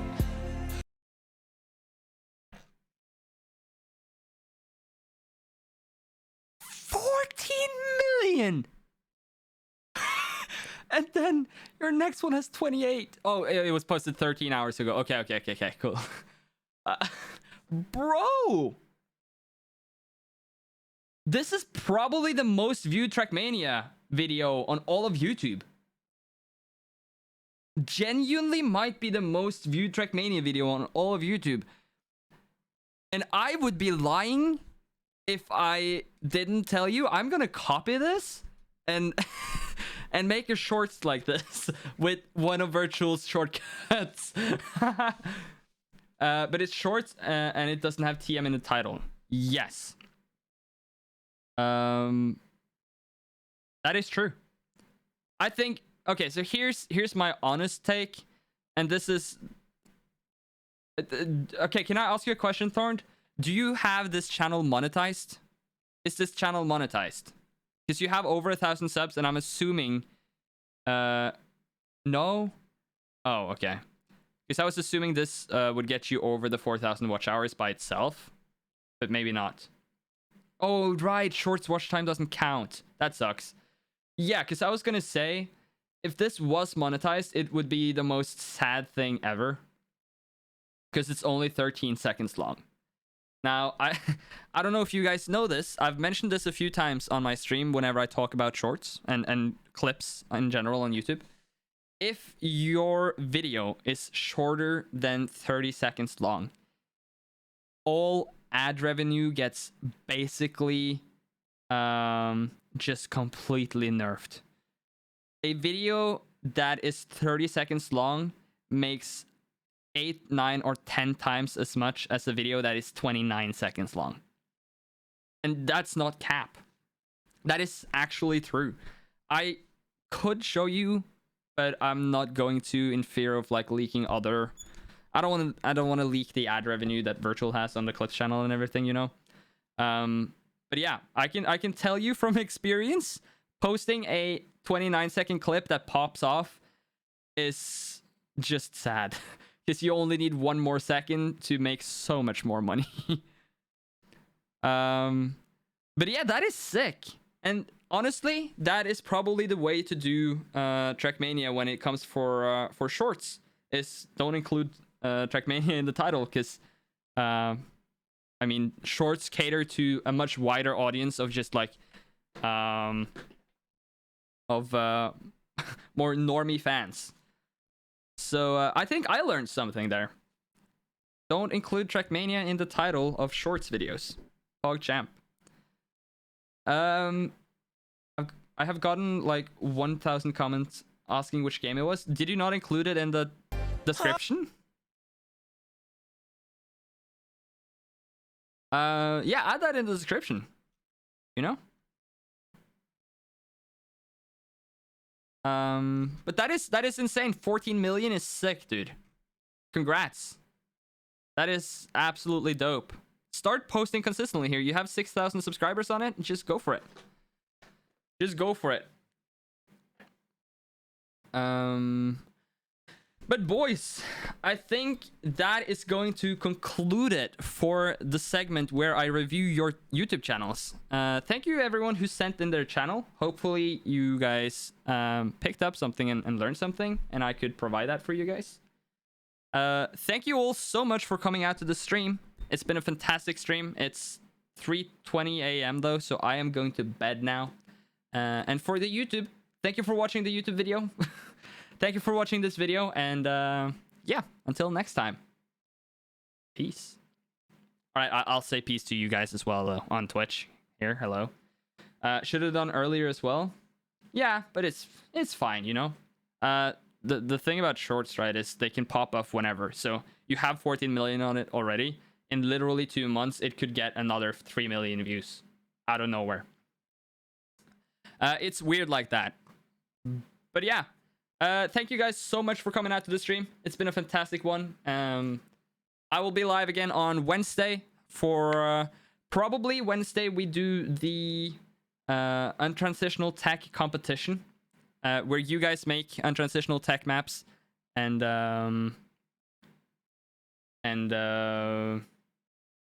we rate. Oh, where you? I'm just about to end, but thank you for making it though. I appreciate that. Are you going to play the guitar? I wasn't going to, no. I have a bit of a sore throat. Because the country of Norway opened up the other day, so I went drinking for the first time in a while. Anyways, boys, I appreciate you all a lot. Let's see, who are we gonna raid? Who are we gonna raid today? Who's live? Oh, you know who we're gonna raid?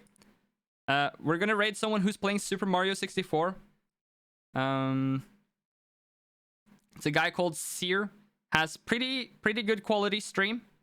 Check him out. See if it's something for you. If not for anything else, get the channel points, you know? Get the channel points by joining the raid. Can't play the guitar with a hangover. It's more the throat. Let me just make sure I get the name right. Looks like it. Join the raid in order to get your channel points free of charge. You know, pretty cool dude. Spoken with him a few times. Might do something with him in the future in terms of there was, yeah, I mean there was some like party games or something. I don't know. It's been a while, but yeah, check him out. Thank you guys for dropping by, and until Wednesday, I'll see you next time. Peace, boys.